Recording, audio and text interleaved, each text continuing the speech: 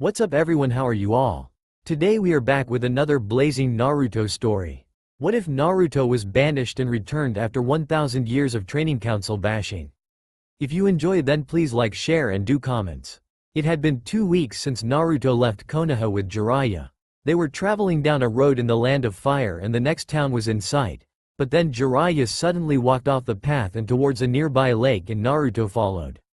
Naruto was a bit on the short side for his age at 4 feet 8 inches, and easily angered by this fact, with spiky blonde hair and blue eyes.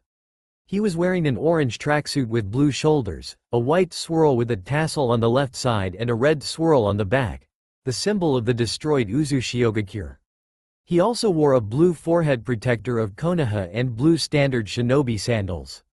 Jiraiya was a tall man of about 6 feet 3 inches with extremely long spiky white hair tied in a ponytail with 2 shoulder-length bangs and had 2 red lines that ran down from his eyes.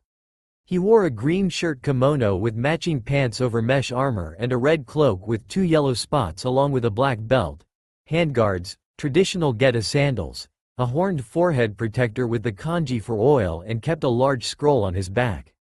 "So, why are we going to this place, pervy sage, and when are you going to train me?" "All we've been doing is walking," Naruto asked as they continued to walk. Naruto had wondered when his real training was going to begin. He'd just been going over the basics and he was anxious to learn some cool, new technique from the Sannin. "Damn it brat, how many times have I told you not to call me that?" the Sannin asked, exasperated. Though it was hard to tell if he was annoyed at being called a pervert in public, or if the self-proclaimed super pervert was annoyed at being called a regular pervert. "I call them as I see them," the blonde replied while crossing his arms. "If you want me to stop calling you that, stop spending all your time peeking on women," said Naruto as he looked at the man. Kids these days, we'll get started as soon as I'm done with my contact in this town. You need to learn to be patient. Your lack of it and hot-headedness could get you killed someday," Jiraiya said. "Anyway, for today, I want you to practice water walking and holding leaves to your body with your chakra. Your chakra control's still not what it could be. You need to master your chakra in order to form the Rasengan perfectly." "That's exactly what I'm talking about. You haven't taught me anything since we left and I already know the Rasengan. Would you listen to your teacher? Although it's true you can use Rasengan, you have far from mastered it. You still need a shadow clone to control the rotation and shape," Jiraiya said while holding out his hand. Naruto watched as a Rasengan formed in his palm. "A battle can go to hell in an instant and your method takes more time you might not have. On top of that you waste chakra in the shadow clones. While you have an overabundance of chakra, that doesn't mean you should waste it," Jiraiya explained with a frown. Naruto looked to the ground and thought before quickly turning his head. Fine," Naruto scoffed. "Stay here and practice, don't worry, I'll start teaching you soon enough," the Sannin said as they reached the lake. "Good luck kid," Jiraiya waved at Naruto as he walked towards the town. Lazy perv, can't even stay and help me for a while, bet he'll go straight to a brothel when he's done, if he even does have a contact to meet," Naruto grumbled as he walked onto the lake and began to practice his chakra control. 3 hours later, Naruto was standing on the lake making a hand sign to focus his chakra and holding 5 leaves to his body with chakra with a somewhat somber expression on his face. He had, for a while, moved and practiced taijutsu while doing still keeping the leaves attached, but this was much more difficult and at the moment he was resting. Since he began his training 2 weeks ago, his chakra control had improved a little, but he was still nowhere near having enough control to form a Rasengan without one of his clones to rotate the chakra and maintain its shape. As he stood there, his mind wandered and he recalled every fight he had been in. Every major fight he had been in he had won either by using the Kyuubi or by luck. His fight against Haku, Orochimaru, Neji, Gaara, though Naruto thought that didn't really count, as Gaara had relied on the Shukaku, and Sasuke. He had tried to fight them with everything he had and when it wasn't enough, he had relied on the Kyuubi. His other major fights, against Kiba and Kabuto, which he did win on his own, were either due to dumb luck, though the 5-pronged seal had been messing with his chakra control at the time, or because he was underestimated and toyed with. "Damn it, what have I been doing all this time?" he thought to himself as he stared at his reflection in the water and continued to review all the battles he had fought. Then he recalled his battle against Itachi and Kisame, if you could call what had happened a fight. He recalled how Kisami's sword literally ate his chakra. The Kyuubi's chakra was useless against him. He knew he couldn't rely on it all the time, that event just proved it. That power was dangerous. He remembered with a slight shudder the bloodlust he felt when he used it against Haku. How he had nearly killed the androgynous teen in rage and thirst for blood. That power was a last resort and it carried many risks at the moment. He thought of both his senseis and the 5 Hokage. 5 of them didn't even have bloodlines and they were still some of the most powerful shinobi Konoha had ever produced. Looking up with a new determination, he realized that if he truly wanted to accomplish his dream and become the greatest Hokage, he would need to be strong enough to fight opponents like the Akatsuki without relying on the Kyuubi. He stopped supporting the leaves and ran towards the town, sure that after all this time, Jiraiya had finished with his contact and was probably enjoying himself at a bar or something. He created a dozen shadow clones and sent them to look for the Toad Sage while he did the same. 10 minutes later he was hopping across the buildings of the town when he suddenly remembered seeing him in a bar, surrounded by women. Why am I not surprised? Hey, wait a minute, how did I know that? Naruto proceeded to run to the bar to see if what he saw was true and sure enough, found him at the bar, surrounded by girls. With a sigh, Naruto decided to ask him about this later and for now grab a snack and get back to training. He didn't notice Jiraiya saw him and smiled. He had noticed the shadow clone and suspected Naruto now knew about, or at least suspected, their memory transferability. He had wanted Naruto to realize it on his own. What are you looking at, sir? One of the women asked. Oh, nothing, now let's get back to having a good time. Ha ha ha ha. 2 hours later Jiraiya finally returned to the lake where Naruto had resumed training and found him fighting a shadow clone on the lake while holding several leaves to his body with chakra. Naruto just blocked a high kick from his clone with his forearms when they noticed Jiraiya's presence and stopped their fight, the clone dispelling as Naruto ran over. Finally, I was wondering when you would finally get out of that bar, pervy sage. Naruto said. Yeah, I noticed you saw me there. When you left I didn't think you had a problem with letting me have my fun. Jiraiya replied with a smirk. Of course there's a problem. You're supposed to be training me, but so far you've been spending all your time peeking or at bars and leaving me to work by myself. That's not true, I haven't spent all my time with the ladies. I just wanted to unwind a bit after I finished with my contacts. Oh yeah? Then what was so important that you needed to go off in the first place? Oh, nothing you need to worry about. Truth was Jiraiya had met a contact for any new information on Akatsuki and the other Jinchuriki, but he didn't think Naruto needed to know that, or at least not at the moment. Anyway, it's getting late. Let's call it a night and I can start training you tomorrow. The Sannin said, gesturing towards the town. Alright, Naruto replied, not entirely trusting he wouldn't be blown off again. But first, I noticed something about my shadow clones. When I sent them to find you, I think I remembered what my clone saw when it found you and dispelled. Huh, so you did finally notice. Jiraiya grinned. I was wondering when you would. Wait, you knew about this the whole time? Did Kakashi-sensei know? Why didn't anyone tell me? Naruto asked surprised. I didn't tell you because I wanted you to find out on your own. Like I said when you were learning the Rasengan you need to learn to depend on yourself. As for Kakashi, he probably didn't tell you because he was focused on Sasuke. Jiraiya said with a frown, becoming serious. Naruto looked at the ground dejectedly at the mention of Kakashi favoring Sasuke. Noticing this, Jiraiya decided to explain. Kakashi didn't favor Sasuke, he focused on him for 2 reasons. The first is a childhood friend he had who was an Uchiha, so he may have felt he owed the clan. Jiraiya explained and Naruto looked up at him, surprised to learn something about his sensei's past. It's his story to tell so I won't speak of it any further. The second reason is that he could tell Sasuke was heading down a dark path and was trying to save him. But as you can tell, it didn't work. Jiraiya explained. Naruto, for once, seemed deep in thought. Talking about Sasuke reminded him of something. Hey, pervy sage, Naruto said quietly. Why did you tell me to forget Sasuke just before we left? I didn't want you to end up like me. Jiraiya said. Naruto looked at him curiously, not understanding and noticed a look of sorrow on his face. Believe it or not, when we were kids, Orochimaru and I had a similar relationship as you and Sasuke. He explained, much to Naruto's shock. He was the genius of our generation and I saw him as a rival and a friend. When he betrayed the village, I chased after him, but no matter how hard I tried to save him, I couldn't, and after a few years, I realized the friend I once had was no more. Even if their reasons are different, Sasuke craves power, just like Orochimaru. I didn't want you to waste your time chasing after him, only to fail and realize years down the line it was hopeless from the start. Some people just can't be helped. Jiraiya explained and Naruto took on a pensive expression. Anyway, let's head back. Tomorrow your training really begins, you'll need all the sleep you can get.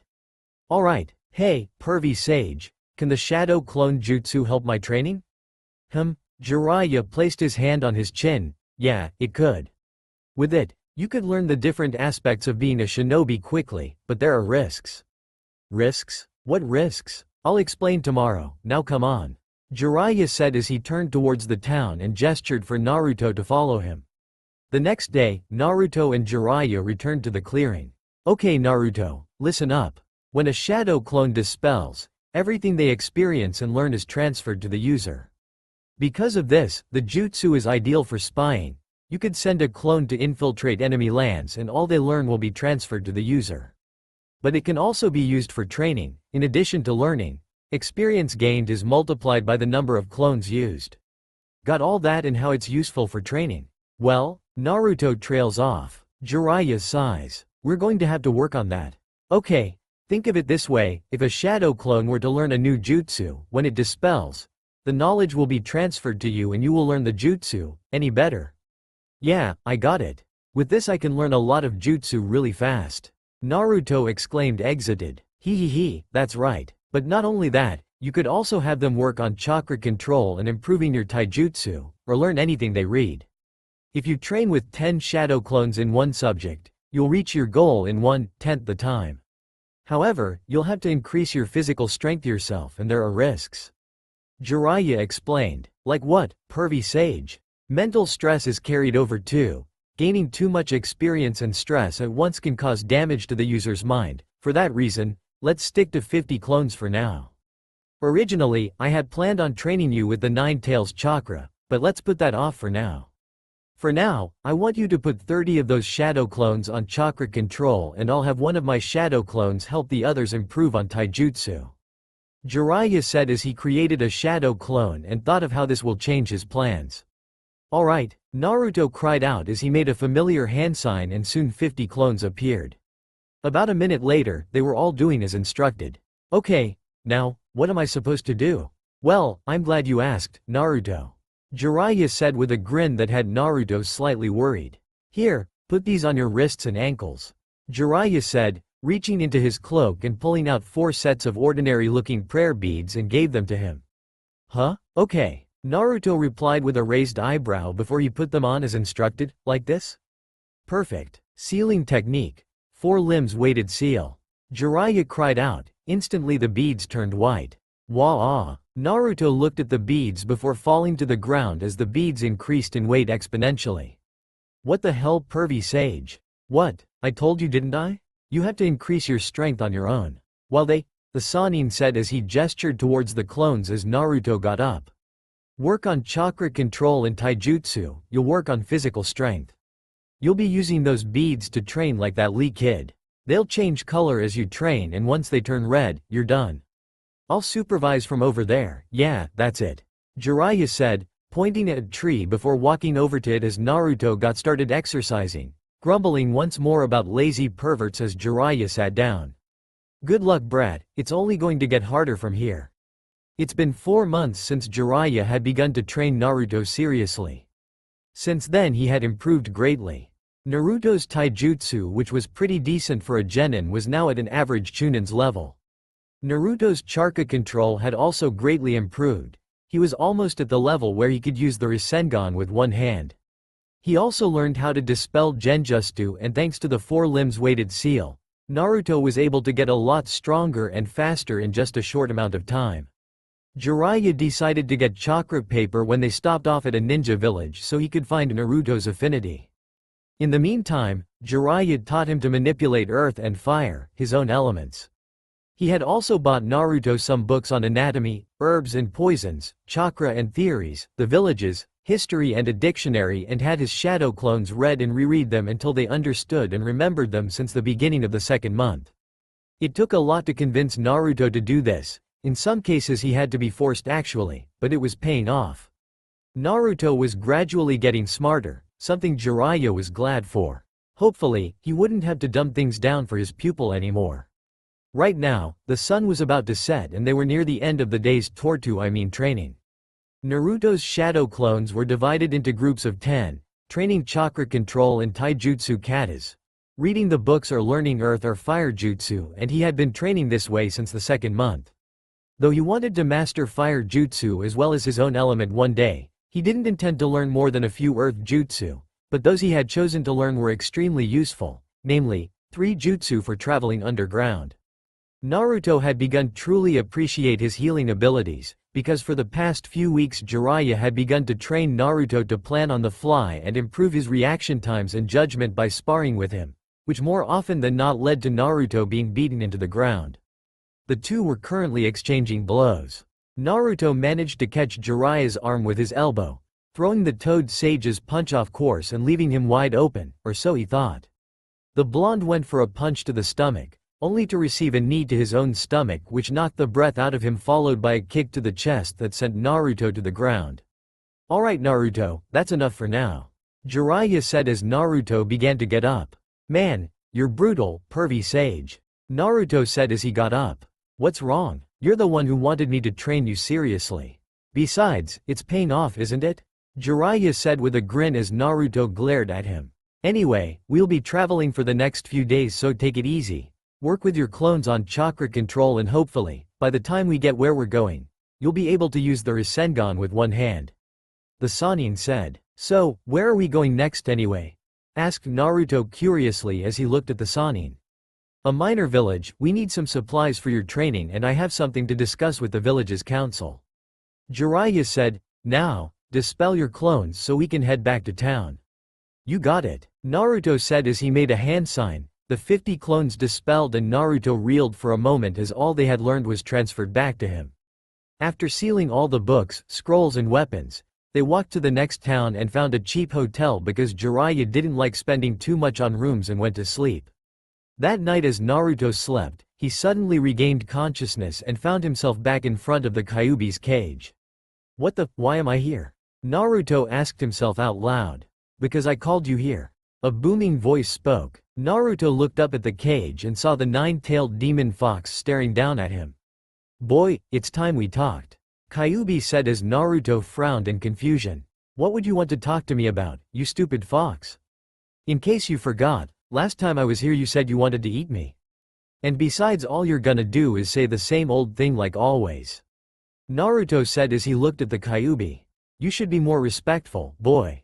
You're still weak, still powerless. Your failure to save the Uchiha should have taught you that."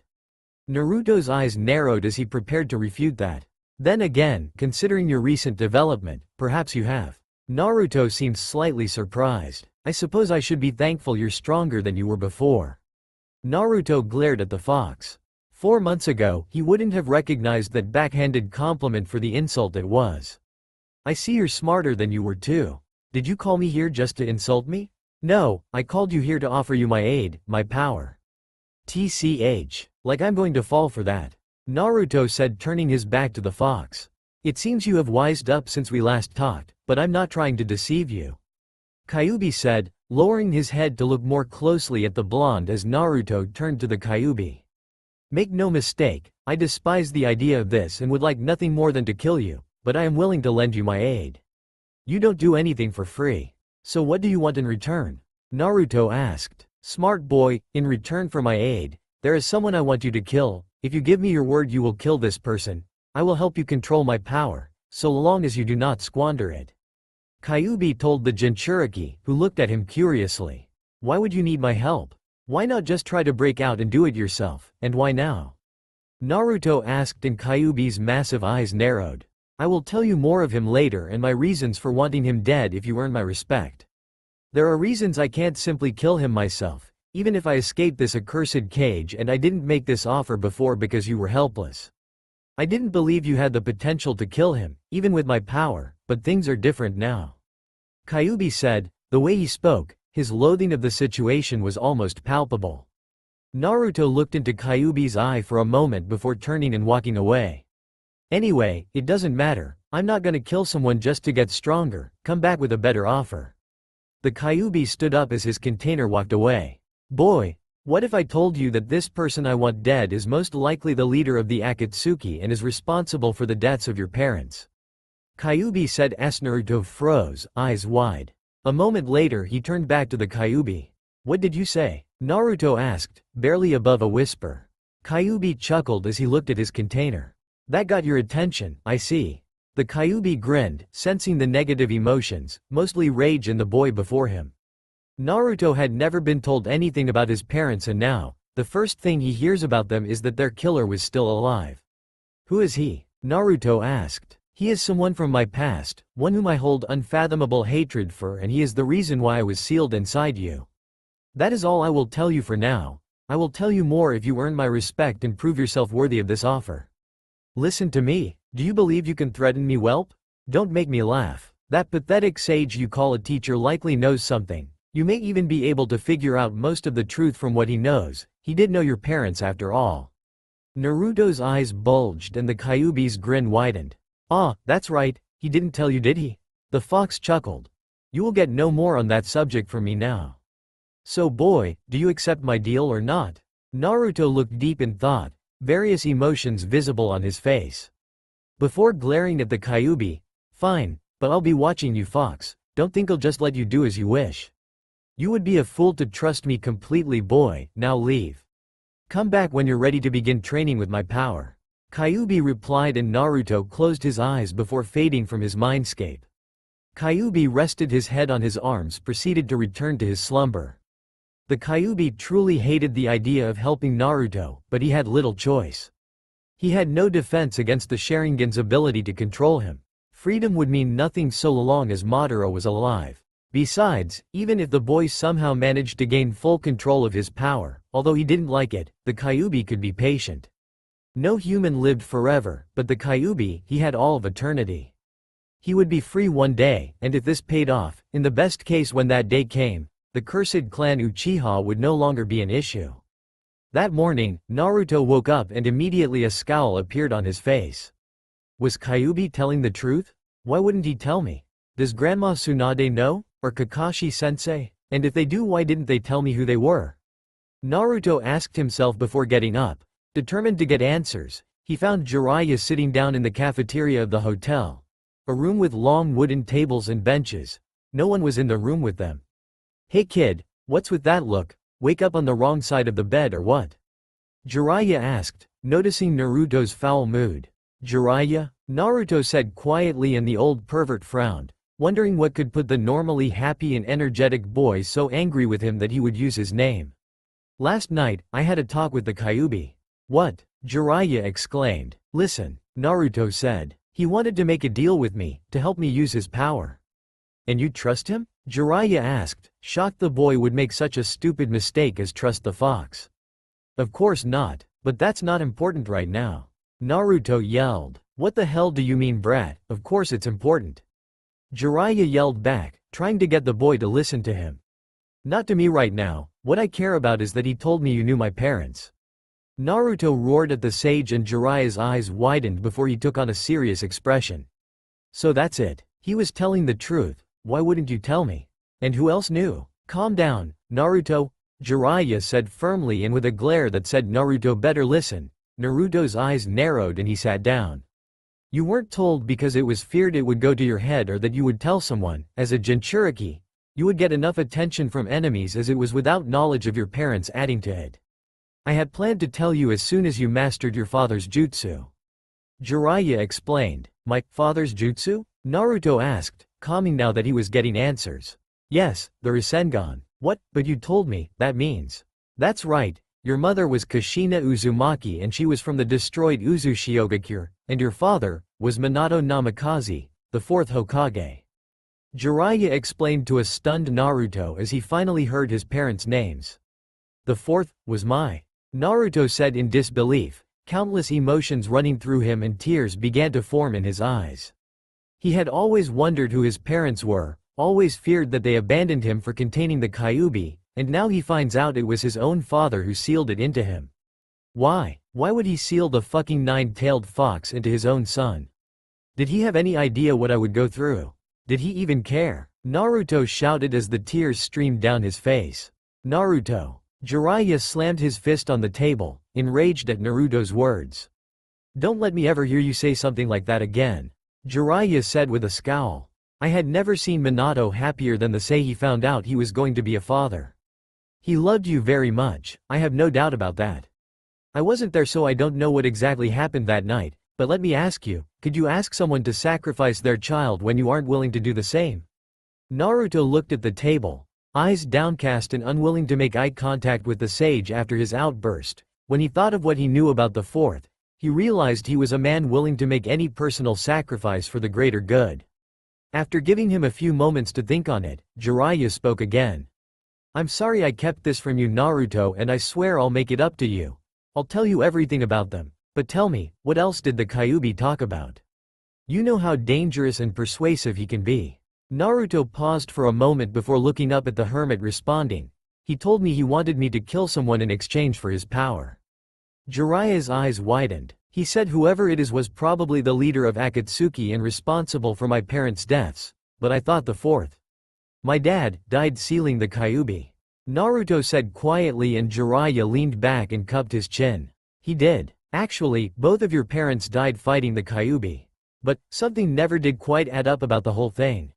What do you mean, pervy sage?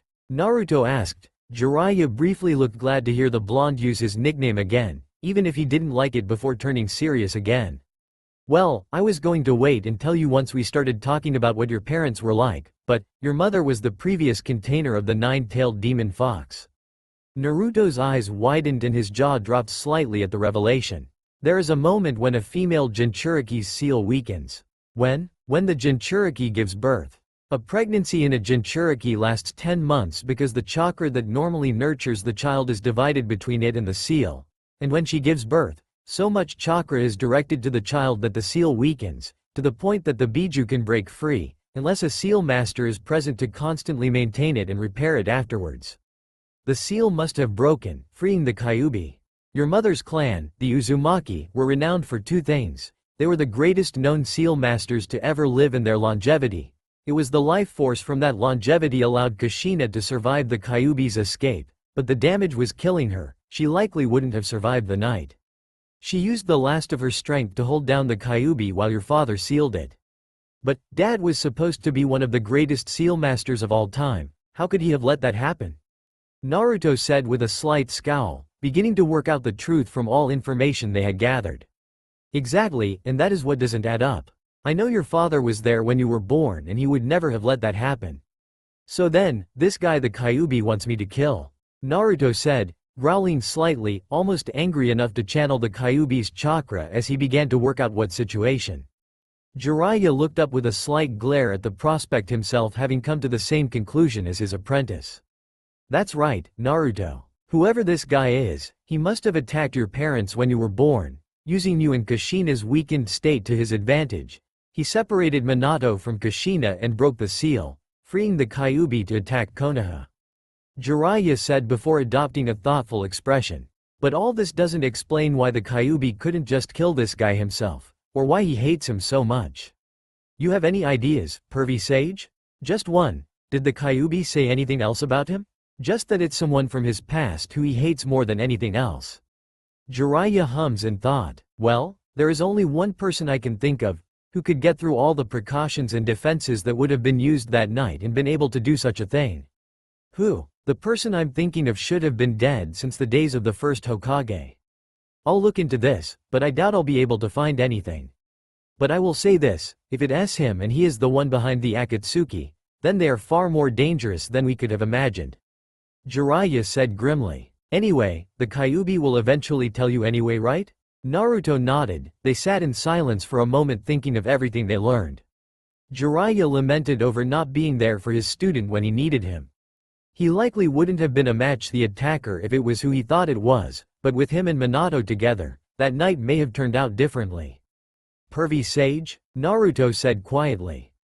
Jiraiya snapped out of his depression and he looked to his apprentice. Could you tell me what they were like? Jiraiya smiled. Sure kid. They spent the rest of the morning and a lot of the first day of their journey, talking about Minato and Kushina. It had been a week since Naruto had talked to the Kyuubi. He and Jiraiya were slowly traveling north using clones to train Naruto along the way. Naruto had come to respect, love and idolize his parents. Even more in the fourth's case, and in spite of sealing the Kyuubi into him, after hearing everything Jiraiya had to say about them, he had also expressed a wish to follow in the footsteps of his parents and his mother's clan as a seal master. Also, knowing that there was someone powerful enough to use the Kyuubi and fight evenly with his father who was after him and how complicated and difficult sealing jutsu were, he had begun training more intensely and with more focus, even in areas he didn't like such as his reading. Though he still didn't do more of that than Jiraiya told him he had to. Although aside from his newfound attentiveness, his personality had largely remained unchanged. He had doubled the amount of clones, and quickly decided not to dispel them all at once, and asked Jiraiya to increase the weights. Today, they were finally reaching their destination. They were walking through a forest and they see the light of a clearing. Okay kid, feast those eyes of yours on the sight before you because we have arrived. Jiraiya said while striking a dramatic pose and pointing to the clearing. Geez, pervy sage, you still act like, whoa? Naruto trailed off as he stepped into the clearing and saw an enormous waterfall. Yeah, amazing sight isn't it? Yeah, the view from here is better than last time. Wait, last time? When were you here? Jiraiya asked, a bit surprised to hear that Naruto had actually been here before. It was with Kakashi-sensei Sakura and Sasuke, said Naruto as he looked down a bit. We came to do a cleanup job but that changed when one of their Jonin tried to use the hero's water to take over the village. But me and Sasuke stopped him. I say, stop right there. A female voice called out. Master and apprentice look up as a half-dozen shinobi, all wearing black clothing and gray flag jackets, land in front of them. Please state your business with our village. But before Jiraiya could give a reply, one of the Taki ninja recognized Naruto. And then put his hand on the woman's shoulder and whispered in her ear. After a few seconds the woman put her weapon down and looked at the two. I'm sorry for that. But security has to be tight, we don't want any unwanted visitors. It's a pleasure to see you again, Naruto. And you as well, Lord Jiraiya. Please follow me. The woman, as she waved her hand, and the other members of the patrol were dismissed and returned to their posts, and the Taki Kunoichi turned around and walked to the waterfall with Naruto and Jiraiya right behind her. After a few minutes Naruto decided to make idle conversation. So how's the village been since Suin was defeated? Asked Naruto. The village has been fine, thanks to you and your team, Naruto. A lot of the village thinks of you as a hero for what you did. Said the woman. Is that why you didn't blindfold me? He asked. Yes, from what I heard you are a very trustworthy person. So there was no need for the blindfold. Replied the woman as they passed a series of pools. This way, she said, diving into the pool, and the duo followed soon after.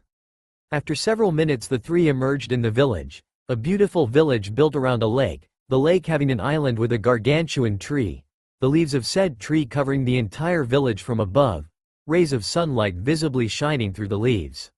Wow, it's more amazing than the last time, Naruto said, taking in the sight of the village as they reached the shore. Thank you, the Kunoichi replied as they climbed out of the water. This is where I take my leave. I hope you enjoy your stay, Naruto. If you need anything please don't hesitate to ask. The Kunoichi replied as she looked at him. Jiraiya's jaw slightly dropped in shock seeing how well respected his pupil was, but he quickly snapped out of it. Okay, now, I have a meeting with a Taki council member and have to get some supplies.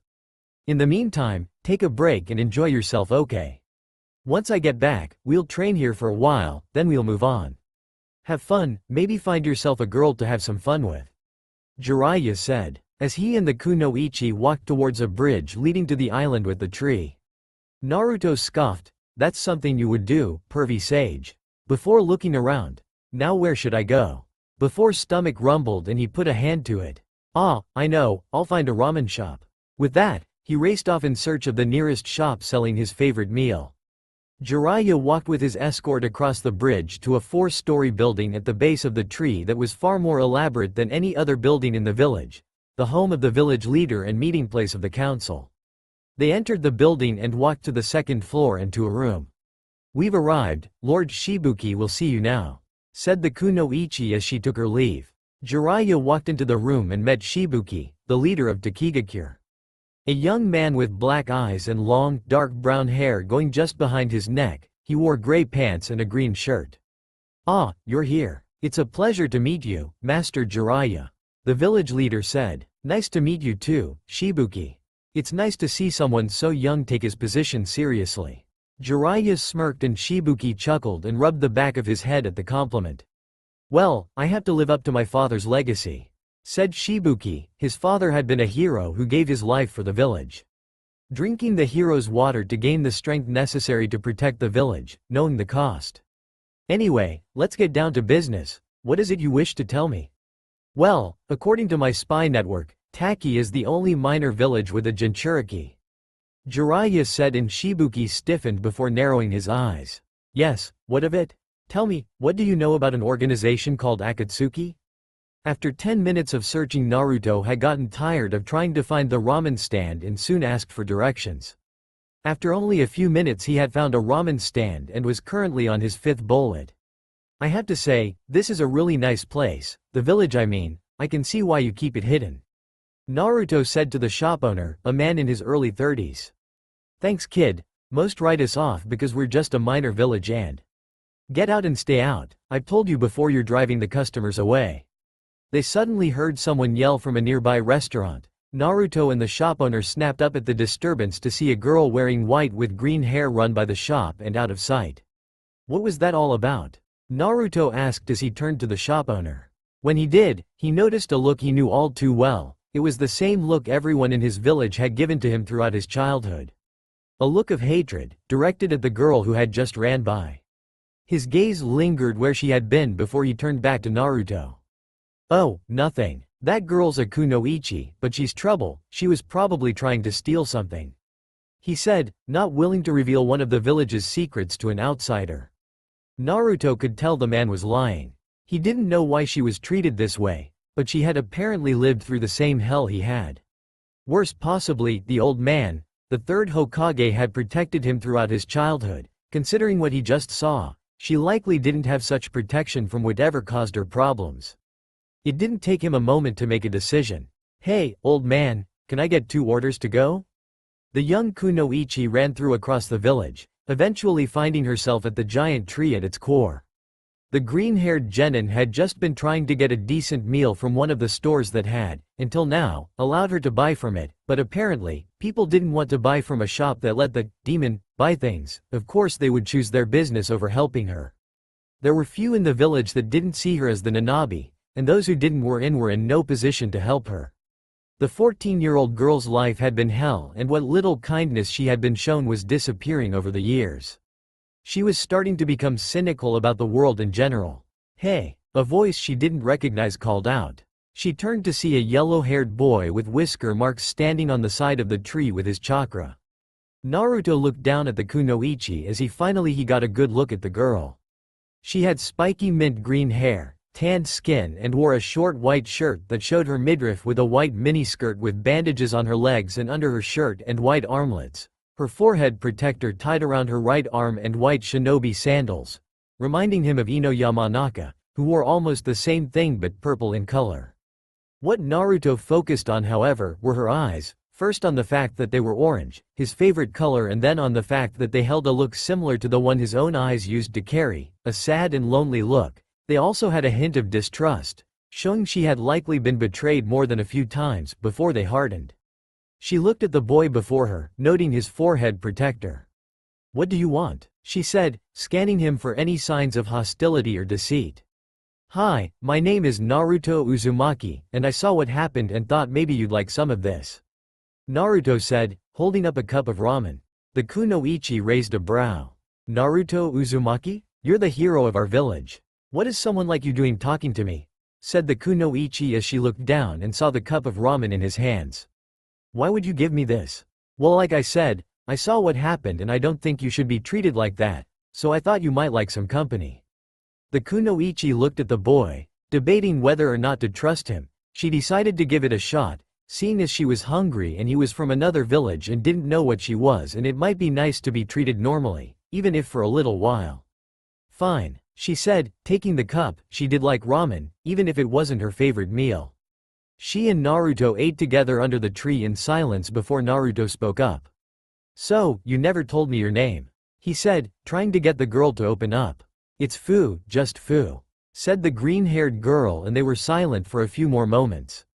So judging from your headband, you're from Konoha? What's it like? Fu asked and Naruto smiled. It's great. It's a lot bigger than Taki and they have the best ramen stand in all the nations. There's also a huge monument to the Hokage, their faces carved into a mountain.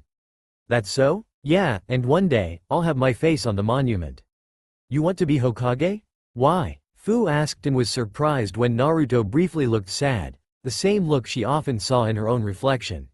When I was young, I was an orphan and hated by everyone. Everywhere I would go, people would glare at me and insult me, and I didn't know why until recently. Until then, I wanted to be Hokage so everyone would have to acknowledge me as the greatest ninja of the village. But some people acknowledged me and they rescued me from being alone. Now, I want to be Hokage to protect those who are precious to me.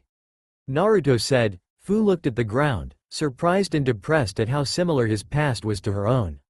Well, I wish you luck, Naruto, and thank you for the ramen, said Fu with a smile. Thanks and you're welcome. Hey, anything exciting happened since you became a ninja? Fu smiled. A few. What about you? I got some good stories, like the time me and my team fought Zabuza Momochi. With that, the two began trading stories about their time as ninja. Jiraiya had finished his business with Shibuki and had gotten all the supplies he needed. He was currently looking for his apprentice. After about 5 minutes, he had finally found his student talking to a girl at the base of the sacred tree. And he said he wasn't like me. The old pervert thought to himself with a chuckle before he noticed who the girl was. His spy network had informed him of Taki's Jinchuriki. After watching them from a perch on the tree for a moment, he jumped down as he landed, noticing how the girl reacted defensively and noting the look in her eyes. Naruto, I see you took my advice on finding some company, Jiraiya said as he landed. Pervy Sage, finished your meeting with Shibuki? Pervy Sage? Fu asked with a raised brow. Don't be fooled by anything the brat might say. The man standing before you is none other than the Toad Sannin, the sage of Mount Mayuboku, the gallant Jiraiya. Jiraiya said as he struck one of his poses. Is he kidding? Fu asked skeptically. I've seen him fight, he's as strong as he says he is, but he's just a pervert otherwise. How many times do I have to tell you, brat? I'm not some pervert, I'm a super pervert, Jiraiya said proudly. Naruto and Fu just stare at him in disbelief. Is he really Jiraiya of the Sannin? Fu asked, not believing that such a renowned ninja would act like this. Yeah, just ignore him when he gets like this, Naruto said, and Jiraiya sulked for a moment before becoming serious.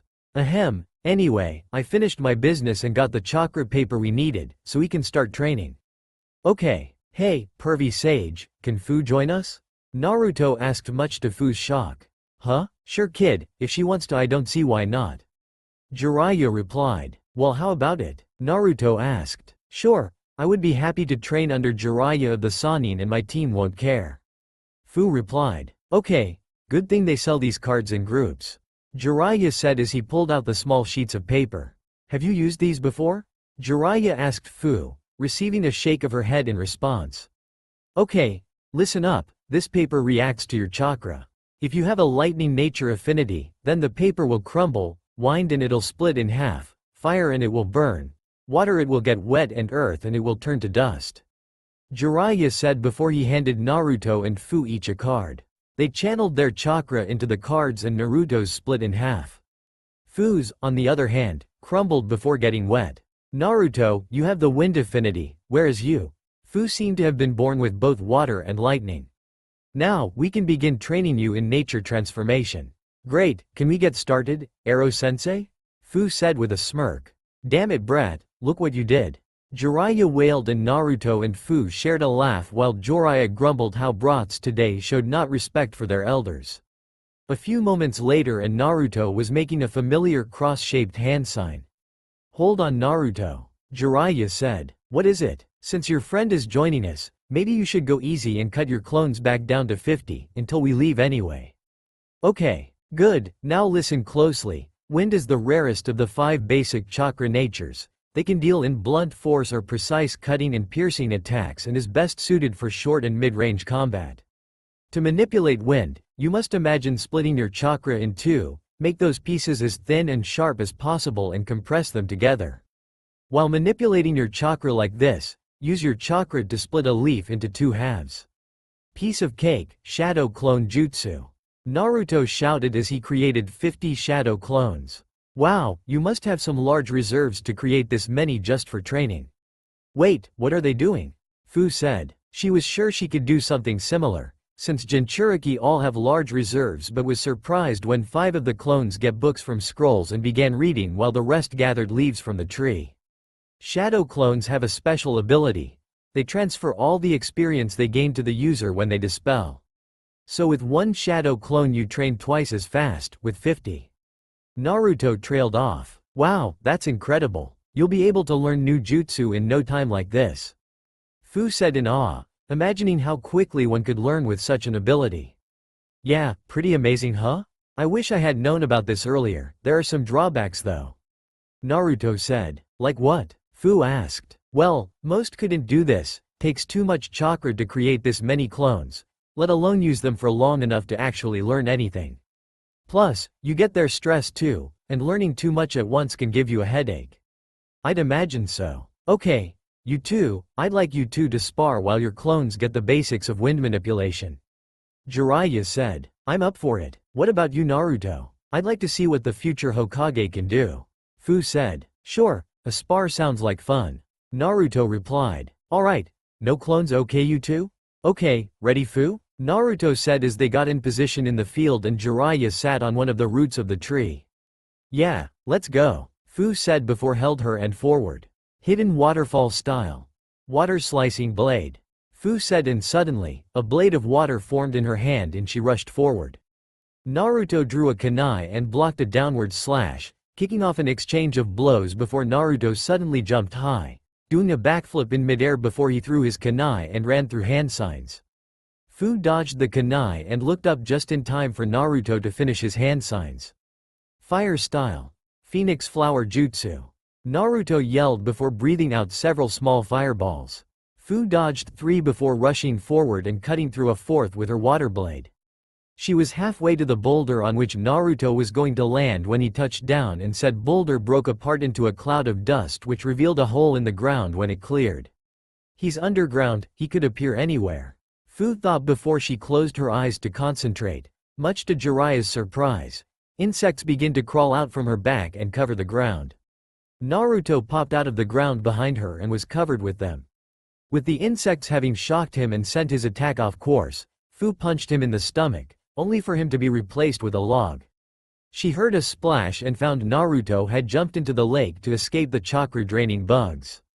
Damn, I need to train more with that jutsu, I should have sensed that. Naruto thought as he swam to the surface. Fu meanwhile was waiting for him to resurface while her insects returned and they informed her of something shocking. They had sensed traces of Biju chakra in his chakra network. He's a Jinchuriki, he really is just like me, she thought, eyes wide open and mouth agape. A look Jiraiya didn't miss. Familiar with the Aburame clan's abilities, which seemed similar to hers, he had a good guess what she just found out. Naruto finally jumped out of the water and made hand signs. Fire style. Flame bullet. Naruto spit out a large ball of fire which snaps Fu out of her shock and she prepared a counter. Water style. Violent water wave. A large amount of water gushes from Fu's mouth, washing away the fireball. When the jutsu ends and the water clears, Naruto is nowhere in sight. Suddenly, hands reach out of the ground and grab her ankles, pulling her down and burying her up to her neck. Just afterwards, Naruto jumps out of the ground in front of her. Looks like I win Fu. Naruto said with a smirk. Yeah, now help me out. Fu replied. That was pretty good you too. Jiraiya said walking forward as Naruto got Fu out of the ground. I'd say you two could take the average Chunin without much problems.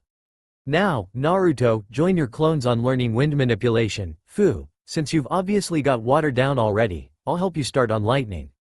Jiraiya said. Okay, what do I need to do? Fu asked. The lightning element is used to electrocute, paralyze and pierce its opponents, as well as increase the user's speed, though that's rare. It uses more chakra than the other elements, but it pays off with the amount of damage it can cause. It is produced by increasing the high-frequency vibrations of your chakra. Got all that? Yes, Arrow-sensei, Fu said, smirking when she saw him twitch at the name. For the rest of the day Fu trained with Naruto and Jiraiya. She had opened up to the two a little more by the end of the day. The next day Jiraiya told Naruto to take the day off and told Naruto to enjoy himself with his new friend, hoping he could get some research material out of his apprentice. As he walked through the village, Naruto was surprised to find that while he wasn't shunned, Taki wasn't as hospitable as it had been the day before. He didn't know it yet, but word had gotten around about him associating with Fu. Naruto walked around the sacred tree, Fu having agreed to meet him there before they got back to training. Hey, Fu, how are you? You alright? Naruto said as he approached Fu and saw her looking out at the lake with a melancholy expression on her face. Sorry Naruto, Fu said quietly. Sorry? For what? The reason you're being treated differently, it's because of me. Because you've been talking to me. Huh? That's why they're giving me the cold shoulder all of a sudden? Don't worry about it, I don't care what they think. You must be used to it, right? Huh? You're a Jinchuriki aren't you? Naruto stiffened. So, I was right. Fu said sadly. How? My insects sensed a Biju's chakra in you when we sparred yesterday. I'm glad I met another Jinchuriki. Fu said and Naruto's eyes snapped up to her face. You're one too? Naruto asked and Fu nods. Quote ellipsis. My mom was the last Jinchuriki of the Kyuubi, the nine-tailed demon fox. Naruto said, surprising Fu. You know a Jinchuriki's seal weakens when they give birth? When I was born, someone attacked and used that to break the seal, so the Kyuubi would destroy the village. My father sealed it into me to stop it. 12 years ago, the previous host of the Nanabi, the seven-tailed rhinoceros beetle, lost control and went berserk while trying to master her power. She killed many of our shinobi and citizens before some of our ninja sacrificed themselves to subdue her by using the hero's water. But by then it was too late, the seal broke and it was sealed into me. And they blame you for the lives it took, don't they? They glare at you and whisper behind your back, they act like you're a monster, even though you haven't done anything.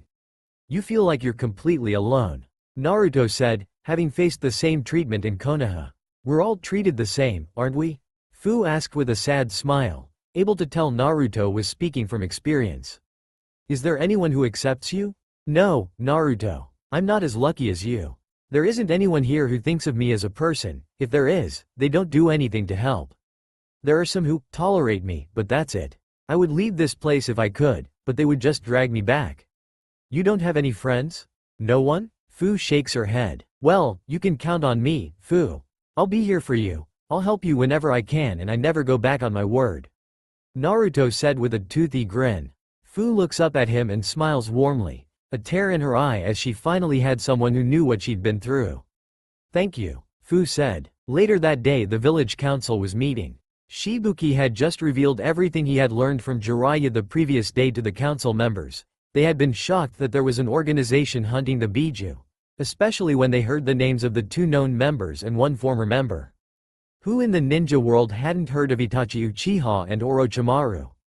They were strong for a minor village, but they knew they couldn't fight such a group, especially considering how strong the leader must be to control such people. We cannot let our Jinchuriki be stolen from us. A male member of the council, Saburo said. Why do you want to protect that monster? I say we just let them take her. The Nanabi has been nothing but trouble. Most of the village would be glad to be rid of her. A woman named Akane said. Shibuki was about to speak out against her when someone else beat him to it. Are you insane? We can't let them take the Nanabi, said a man named Shin. I'm surprised you would protect the demon after losing a son to it. Akane replied. Shin narrowed his eyes. Don't mistake my intent. Don't forget who we're dealing with. One of the members of this Akatsuki is Itachi Uchiha, from the same clan as Madara, the only man to ever fully control the Kyuubi while it was unsealed. Think of how powerful their leader must be to control people like him, Kisame Hoshigaki and Orochimaru. While the chance is slim, they may have some method of controlling the Biju. If that's the case and monsters like that get one of the stronger Biju, let alone all 9, it would be nothing short of a complete disaster, said Shin with conviction. The others, some hesitantly, nodded. We would lose too many shinobi defending her. But what if we gave her to another village, like Konoha for instance, suggested a woman, Kyo. This suggestion was met with a lot of resistance. What? Akane, you said yourself no one in the village would miss her. We would be rid of the demon. The Nanabi would be protected from the Akatsuki and we would get something in exchange for it and strengthen our alliance with Konoha. Besides, what good has the Nanabi done for us? None of its Jinchuriki have gotten far in controlling it and both eventually lost control. The last one lost control within the village. Kyo said, and the others debated internally. She did have a good point, but they still didn't want to give away such a resource or strengthening another village, even an ally, but from the looks of things they would lose it anyway. At least this way they could get something out of it. Let's adjourn for today. Think about the situation tonight and we will decide tomorrow. Shibuki said. Personally, he hoped to go with Kyo's idea. Not just to protect Taki, but also so Fu would have a chance to be happy. He was one of the few who felt sorry for her, but his duties kept him from being there for her. He hoped that if she left, she could find happiness somewhere. It was early morning in Konohagakure. It was going on 5 months since Naruto and Jiraiya left and it was largely business as usual for the people of the Hidden Leaf. Tsunade had grown used to her new position as Hokage, which meant she wasn't found sleeping on her desk beside stacks of papers anymore. Of course, doing all that work didn't mean she didn't occasionally find time for distractions. Just as she was about to get out a bottle of sake she had managed to conceal from Shizune, there was a knock on the door. Tsunade sighed to herself, her hand retreating from her hidden sake. She sometimes had to question why she took the job. That blonde brat had gotten to her and while she had to admit it felt good to be back and she was happy to help the village, she didn't have to be Hokage to do that.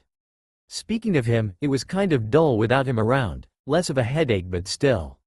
In the short time she had known him he had become almost like a grandson to her, but between her paperwork, training Sakura and recently Ino as well it was not like she was bored. Come in. The door opened and a black-haired woman from Konoha's aviary came in holding a scroll. Lady Tsunade, we just received a message from Takigakure. From Taki? Tsunade asked, wondering what they could want. They're requesting a few amendments to the alliance between our villages, trades and, well, look for yourself. The woman said. Tsunade took the scroll and read it. After a few moments, her eyes widened and seconds later she sighed. She would have to call a meeting of the council to discuss this. An hour later, Tsunade sat in the conference room at the end of a long, plain table with the village's clan heads and the advisory council members. Let's begin, Tsunade said seriously, a slight frown on her face knowing they were trading a person. Likely without said person's knowledge, but aware that Taki didn't have the resources to protect their Jinchuriki from the Akatsuki. Earlier today, we received a messenger bird from Taki. From Taki? What do they want? Homura asked with a furrowed brow. Does it have something to do with Uzumaki? They had all been surprised when they had heard of the boy's status as a hero in the village. No, although Jiraiya and Naruto arrived in Taki 2 days ago, this has nothing to do with either of them. They made requests of us. They wish for funds, aid and for us to funnel missions to them, among other things. I assume they've offered us something in return and are not merely wasting our time. Kaharu asked. In return, they're offering us, the Nanabi Jinchuriki. Tsunade said and looks of slight surprise crossed the faces of everyone else in the room. Troublesome, Shikaku said, his strategic mind, along with Danzo's having already figured out Taki's intentions. They don't want to defend their Jinchuriki from the Akatsuki, so they think that by giving us their Jinchuriki, not only do they protect themselves but they can request something in return while pushing the problem onto us. While I do not like the idea of being used so obviously, Konoha would gain another powerful weapon. Who is the current Nanabi Jinchuriki? Danzo said. A 14-year-old genin girl named Fu. We can have her leave with Jiraiya. She will benefit from his training and Akatsuki wouldn't attack any sooner than they would have before. Tsunade said. Should we really accept? We would make ourselves a bigger target for the Akatsuki, having 2 Jinchuriki. Choza said. We do not know if they can control the Biju or use them in some way aside from creating new Jinchuriki or not. Hiyashi said calmly. If they can, every Biju they gain increases their threat to us and all villages. That aside, we would gain the power of another Biju. Currently, both Iwa and Kumo, both of whom we have poor relations with, each have 2 Jinchuriki. In addition, one of Kumo's Jinchuriki has achieved total control of his Biju, the Hachibi, as discovered by our 4th Hokage during the last war. Danzo said calmly. Possessing another Jinchuriki would be good for the village. The child would also be unlikely to betray us. Jinchuriki are pretty much treated the same, but thanks to Naruto, the current generation as well as many others have seen they are not the demons they contain. She is more likely to choose us over a village that has always treated her as a monster. Even if that's not the case, the boy seems to have a way with people. Shibi said. Many nodded. They knew of the change in Neji Hyuga and the effect the blonde had on Shibuki. Danzo, of course, still intended to have Fu put under close observation from his rude shinobi. In Taki, Naruto and Fu were training under Jiraiya. Fu was kind of jealous of Naruto's shadow clone jutsu. She was already far behind Naruto in learning to manipulate her element. With 10 of his clones as well as himself devoted to learning his wind nature, he was progressing 10 times as quickly as her. Fu was happier than she had ever been in her life. She had actually met and befriended another Jinchuriki and Jiraiya didn't care that she was one. They kept training till midday, at which point Jiraiya told them to take it easy for the rest of the day. At the moment, Fu was standing under a tree, waiting for Naruto to return with something to eat. She would go too, but most places they could get something already cooked would likely kick her out. She looked up as she heard Naruto approaching, and raised a brow when she saw he brought ramen again. Ramen again? Fu asked. Yeah, what's wrong with that? Naruto replied. Nothing, you just seem to like it a lot. Well, it is my favorite food, it's pretty much all I used to eat back in Konoha. Fu looked at him with a furrowed brow. Naruto, that can't be healthy. I know you like it, but why would you eat it all the time? Naruto looked to the ground. Well, besides the fact that it's my favorite, remember that ramen stand I mentioned? Its owners were 2 of the first people to be nice to me. The old man Tucci and his daughter Ayame were 2 of the first people to see me as a person, instead of the Kyuubi. They're like family to me, so I made sure to spend as much time there as I could. Oh, I see, sorry I reminded you of that. It's alright, besides, it's nice to talk about it with someone who understands what it's like. Naruto said with a smile and Fu nodded. The closest to that for me was that shop you saw me chased from. They didn't really care, they just thought my money was as good as anyone's. But apparently, no one wanted to eat at a place serving the village demon. Oh, but if that hadn't happened, we might have passed each other by without saying a word, and it's not like I can't cook. Yeah, you're right, so I guess it worked out for the better. Naruto said with a smile which Fu returned. She didn't really like going there anyway. They served her but always made it clear she wasn't welcome. Just as they had almost finished with their meals, a Taki nin landed before them. Fu, Lord Shibuki requests your presence. You are to report to him immediately. The man said. Fu nodded and looked to Naruto. It's fine, I get it. See you later, Fu. Naruto said, and the green-haired girl nodded before she disappeared in a body flicker. She entered the building and walked through the halls to Shibuki's office, knocking before entering. Welcome, Fu, the village leader said. Greetings, Lord Shibuki, you wanted to see me? Fu replied and was put on guard when Shibuki gave her an apologetic look. Yes, Fu, I regret to inform you that starting today, you will no longer be a shinobi of Taki. Fu's eyes widened in shock. What do you mean? What am I supposed to do if I'm not a ninja? Fu yelled, angry and a bit afraid. Taki saw her as a weapon. If they thought she wasn't good enough, they may extract the Nanabi. I didn't say you would no longer be a shinobi, Fu. It's just that you will no longer be a ninja of this village. You're being transferred to Konoha, effective tomorrow. You're to leave the village with Master Jiraiya. What, is that why they came here? Fu asked, fearing she may have been betrayed again and they had come to get another weapon for their village. Not exactly, Jiraiya and his apprentice came on a training trip, as I know they have told you, but also to warn us. Warn us, about what?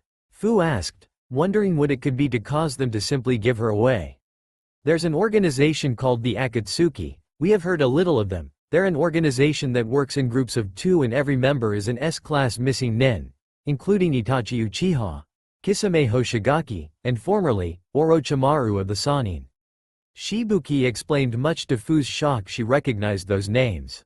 Right now, they're acting as mercenaries, taking any job for the right price, as well as bounty hunters, but Master Jiraiya has uncovered their true objective. What is it? The Biju, Shibuki said grimly, causing Fu's eyes to bulge and her jaw to drop slightly in shock and fear.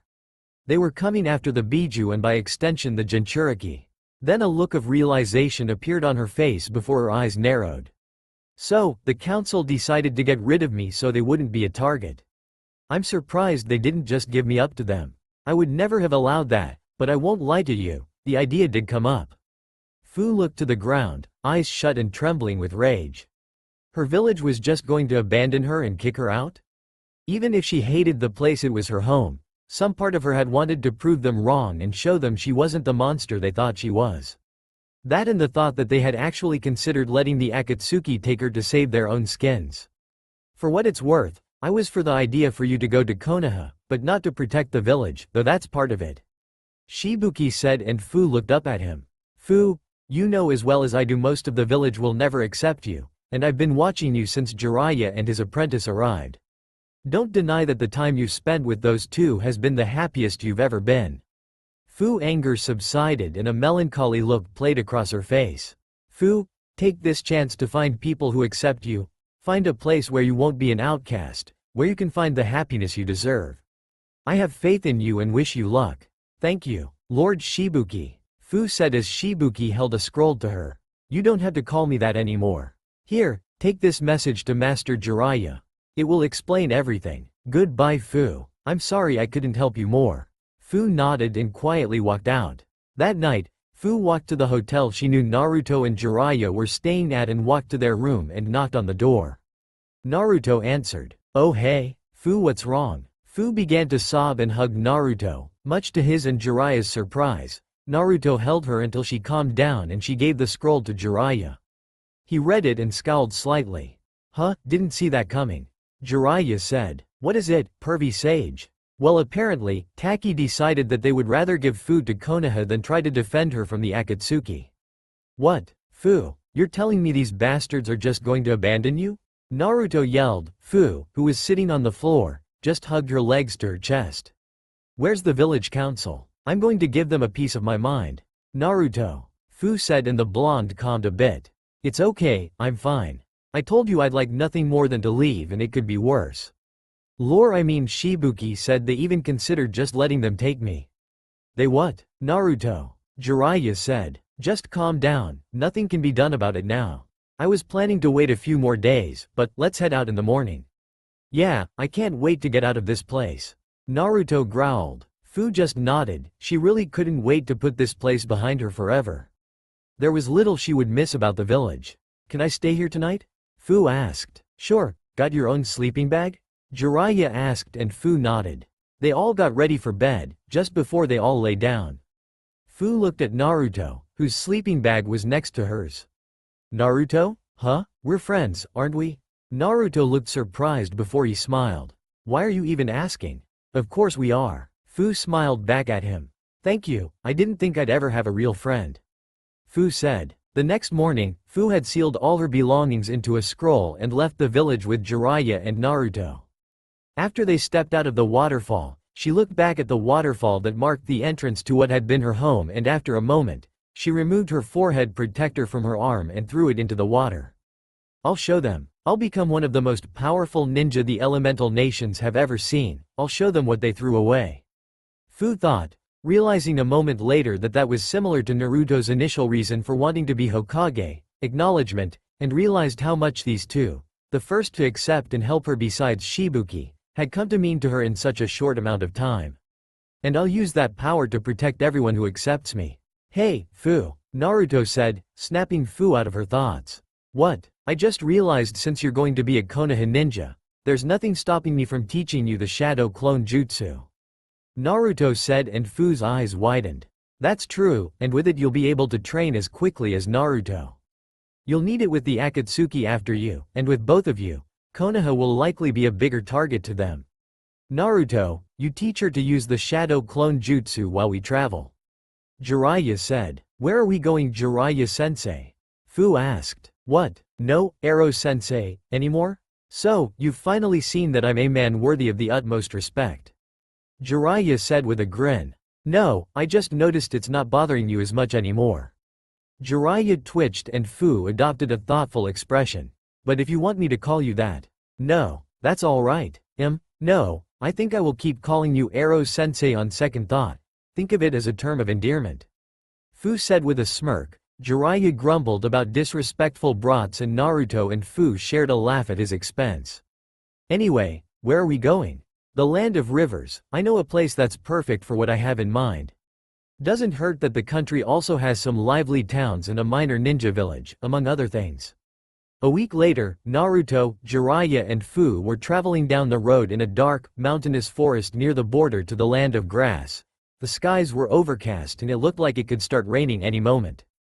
Fu had gotten the shadow clone jutsu on the second day and she and Naruto had devoted all their clones to learning to manipulate their new elements whenever they stopped.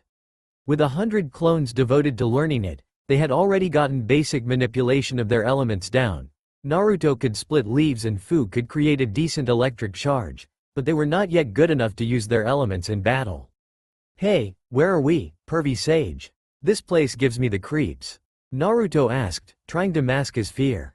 Something that wasn't too well known. Naruto had phantasmophobia, an irrational fear of ghosts, phantoms and the supernatural, paranormal, and this place definitely had that kind of vibe. We're near the capital of the former land of necks, Kubasaki Pass. Jiraiya answered. Kubasaki Pass? As in broken neck, Naruto said, pointing to his neck with his eyes wide. What? Don't tell me the future Hokage's scared. Fu teased with a playful smirk. What? No. Of course not. So, why do they call this place that anyway? Naruto asked. He does have a point, it's not exactly inviting. Fu said. It's named in honor of the Kubasaki clan.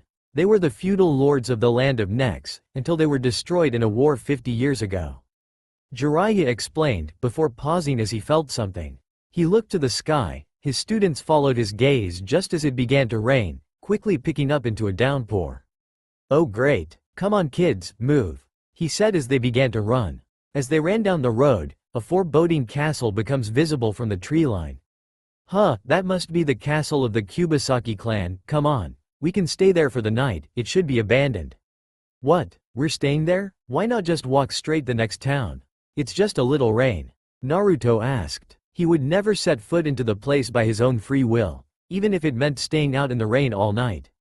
I knew it, you are scared. Fu said. No I'm not, I just want to get where we're going faster. A little rain never hurt anybody. Naruto replied as they ran to the castle. They walked in to find that the castle was well lit and in perfect condition, as if there were still servants taking care of it. What the? Didn't you say this castle was abandoned, Arrow-sensei? Fu asked looking around. It should be. Jiraiya said tensely, on guard and prepared to react at any moment. Hey, is it okay if we take shelter from the rain here? Naruto yelled but received no answer. He then turned to his teacher and noticed the serious look on his face. What's wrong, pervy sage? I don't know, I feel as if I've been here before. Jiraiya replied, looking around. Why does this feel so familiar? Well, let's have a look around. Fu said as she walked towards what appeared to be the dining room. Wait a minute, now I know why this place seems familiar. Jiraiya exclaimed, unable to believe he couldn't figure it out before. The feeling he got from the place was almost identical to his summoning. Toad shop technique. He guessed it was harder to tell since he wasn't the summoner, but still he should have noticed. We had to get out of here now. Devour. A booming voice resonates from all around them, causing Naruto and Fu's eyes to widen as Jiraiya's narrowed. Wow, what was that? Naruto asked in a panic. I am the castle and by order of Kouzakubisaki. All who enter shall be devoured. The voice said. Suddenly, the doors around them opened and several tongues shot out and tried to grab them. The three dodged the tongues and jumped off the floor as acid poured through the cracks in the wood. What the hell's happening? Fu shouted as they landed on a still dry portion of the floor. Hey pervy sage, what's going on? This is just like when you summoned that toad when Itachi and Kisame attacked. Naruto said, calmer now that he was almost sure they weren't dealing with ghosts. You're right Naruto, it is just like that. We're in the belly of the beast. Jiraiya said seriously. What? Both his apprentices snapped their heads to him, eyes wide. This is a summon disguised as a castle, meant to devour all who set foot inside. Jiraiya explained. He drew back his hand, forming a Rasengan. Stand back, I'll have to blast our way out of here. All of a sudden, everything stopped and returned to normal. As the three look around in bewilderment, the main door opened and a man wearing the armor of the Kubasaki clan walked through the door, surrounded in blue light. What, who's that? Naruto asked, watching as the man walks by them. Hey, he called out, not receiving a response. Should we follow him? Fu asked. Why not? There's no point in trickiness when we're already trapped. Jiraiya said before following the man with his students behind him. Not like this could get any worse, right? Naruto asked. Fu turned to him with a deadpan expression as they followed their sensei. Naruto, don't ever say that. They followed the man up the stairs. He disappeared from sight at the top of the stairs, and when they reached the top themselves, they found he had vanished. Wait, where'd he go? Naruto asked. That's not important, look. Jiraiya said. The summon contract. Jiraiya said, pointing to an altar in the room with a scroll. They walked forward and saw a picture of a chameleon on the scroll. As I thought, the chameleon contract. We can get out of here by destroying or signing it. Since Naruto and I have already signed the Toad contract, I think Fu should sign this. Jiraiya said. Fu was about to respond when they heard a roar and the walls began to turn to flesh. Quick Fu, sign it. Jiraiya said urgently. Fu ran to the altar and practically tore open the scroll. She briefly scanned the names before she bit her finger and signed the scroll in blood. Now, give it an order. Jiraiya instructed as the walls began to move to attack again. Stop, Fu yelled. At her command, the walls stopped moving. Let us go, Fu said. The walls returned to their stone guise and seeing nothing of note, the trio began to simply walk out of the mansion. Is that it? Naruto asked as he looked around for any signs of attack. That's it, come on, let's get out of here. We need to release it from its order. It's been stuck here for 50 years. Jiraiya said. Yeah, being stuck here for 50 years must really suck. Naruto said, and Fu nodded as they walked back outside. Though the sky was still overcast, the rain had stopped. Okay, I release you from the command of Kusa Kubasaki. Fu commanded, recalling the name of the former master of the castle. The castle began to shift, turning green and reshaping itself, until it had returned into its true form. A giant chameleon as tall as the castle, with green scales, possessing a trio horns at the center of its head and a row of spikes down its spine. The chameleon opened its eyes, both of which quickly focused on the green-haired Jinchuriki. I thank you for releasing me, young one. What is your name? The chameleon asked, its voice deep and grating. My name is Fu, your new summoner. I am Shiramari, leader of the chameleons. As you have signed our contract, and in return for releasing me, we will aid you from this day forth. Now, I have 50 years of catching up to do with my family. Farewell. Shiramari said before vanishing in a huge burst of smoke. Well, today was certainly eventful, and the rain stopped. Jiraiya said, okay, I think we've had enough excitement for today. Let's make camp around here. We'll continue in the morning. Jiraiya said as he led his students to find a good spot to make their camp. In the morning, Naruto and Fu were sitting on a pair of logs before the remains of a campfire. Jiraiya, who had woken up late, was getting ready and Naruto and Fu were ready to go. Ero-sensei mentioned you signed the Toad contract, so what can they do? Fu asked Naruto, who took on a thoughtful expression. You know, I'm not really sure. Whenever I've summoned them, I always just have them fight. I know Pervy Sage once summoned the stomach of a toad around us, but that's it. Naruto replied. You don't know? Fu asked, surprised. You don't know what yours can do either. Naruto said, crossing his arms. Yeah, but I just got them, and no one's seen this contract in 50 years. You, on the other hand, had the Toad contract and have been traveling with someone who mastered their abilities for months. Fu pointed out with a smirk. Yeah, well? Naruto rubbed the back of his head and smiled sheepishly. We both need to learn more about our summons. Let's just call one of them and ask. Good idea. Naruto replied before they both bit their thumbs and made hand signs. Summoning jutsu. Both call out as they slam their hands to the ground.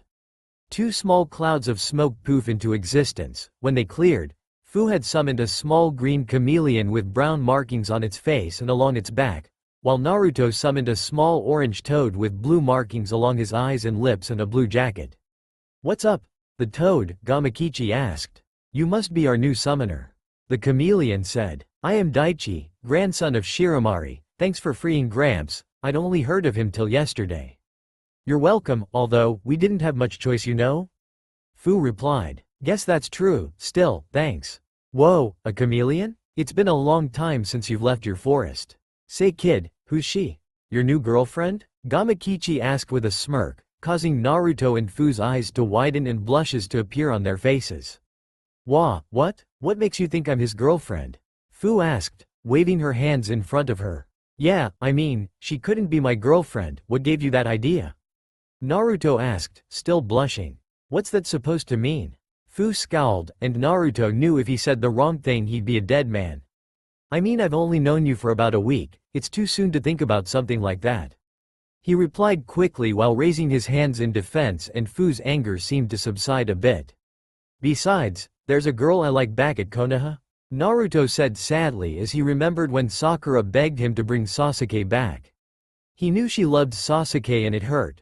Part of the reason he wanted to save Sasuke was so Sakura could be happy, even if it wasn't with him. "Oh," Fu said quietly, not sure why that hurt a little. They both seemed a bit gloomy after this. Hey, what's with the gloomy atmosphere? Anyway, why did you call us?" Gamakichi asked. "I'm curious about that too." Daichi added. "Oh yeah, we were wondering, what can you guys do? We were talking and we realized we don't know much about your abilities. I mean, all we know is your Gramps can disguise himself as a castle," he gestures to Daichi. "And you guys can attack with your tongues and the chief has his sword and that water jutsu. Do you have any special abilities?" "What, you've been with the old guy all this time and haven't asked him?" Gamakichi asked, a bit surprised, causing Naruto to look sheepish and Fu to smirk. "Well, some of us can do something like what you just said his Gramps did, some of us can use water, fire and wind jutsu, and we can combine them with your jutsu for stronger attacks." "Huh? This is the first you're hearing of collaboration jutsu?" Gamakichi asked, shocked. Daichi seemed surprised as well. "Yeah, the meaning's pretty obvious though, combining techniques for a stronger attack, right?" Fu asked. "Well yeah, but there's a bit more to it," Gamakichi said. "Collaboration jutsu is combining complementary ninjutsu and elements or techniques that require multiple users working together. For example, several ninja working together to create a powerful barrier, or, you know how wind makes fire stronger." Daichi began to explain, getting nods from the two. He continued. "Well, let's say you summon Gramps. He has the wind and water elements. If you combined his wind with a fire jutsu of your own, it would create a firestorm. Yeah, you get the same result by combining Pop's toad oil bullet with a fire jutsu, and if that were then combined with a wind jutsu." Gamakichi explained. "Wow, sounds awesome," Naruto said. "Yeah, but there's more to it than just combining jutsu. You have to time it just right and synchronize your chakra for maximum effect or for some techniques to work at all. Aside from that, there are lots of toads with special abilities, seals, barriers, partial summons like you mentioned earlier, sage arts." "Sage arts? I don't really know much about it yet," asked the old man. "He'd be able to explain our abilities better anyway. As for us, we can use water, fire, wind and earth techniques, we can attack with our tongues, and have some other abilities you should call someone older to explain. Also," Daichi explained, before he suddenly faded from sight, blending in with his surroundings and his presence completely vanished. Gamakichi, knowing about this ability, wasn't surprised, but Naruto and Fu looked around in shock, before Fu suddenly jumps and looked to her leg, her gaze rapidly shifting as if following something that was crawling up her body until it stopped beside her neck. The young chameleon reappeared there on her shoulder. "We can completely blend in with our surroundings and hide our presence, though we will teach you to detect us and possibly imitate this ability. This, along with our earth jutsu that allows us to tunnel through the ground quickly, makes us excellent spies and perfect for sneak attacks, though there are some abilities that can still detect us." "Seriously? That sounds perfect for pranks," Naruto said. "That's true, and please don't do that again," Fu said. "Sorry, couldn't resist," Daichi said with a smirk. "So, if that's all you wanted, got any snacks?" Gamakichi asked. "If you got any, I'd like some too," Daichi added. "Huh? Oh sorry, we're on a training trip right now so we don't really have things like that," We'll get you some next time we stop in a town though. Naruto said. Well, thanks in advance. See ya. Gamakichi said before dispelling himself and returning to the Toad's Mountain. If you have no other reason for me to be here, I'll be heading back too.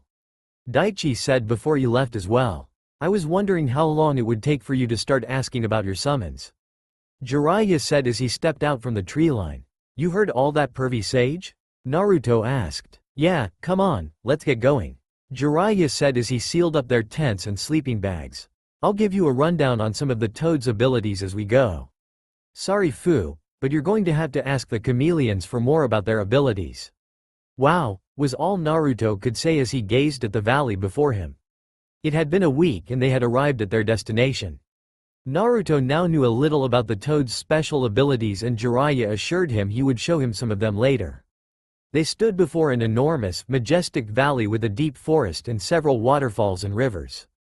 Yep, this is the place. Come on, we're headed to that waterfall. Jiraiya said before he and his apprentices began rapidly jumping down the valley wall and from tree to tree, reaching their destination, a clearing before a waterfall, where the water pooled into a large lake that fed a river in under a minute.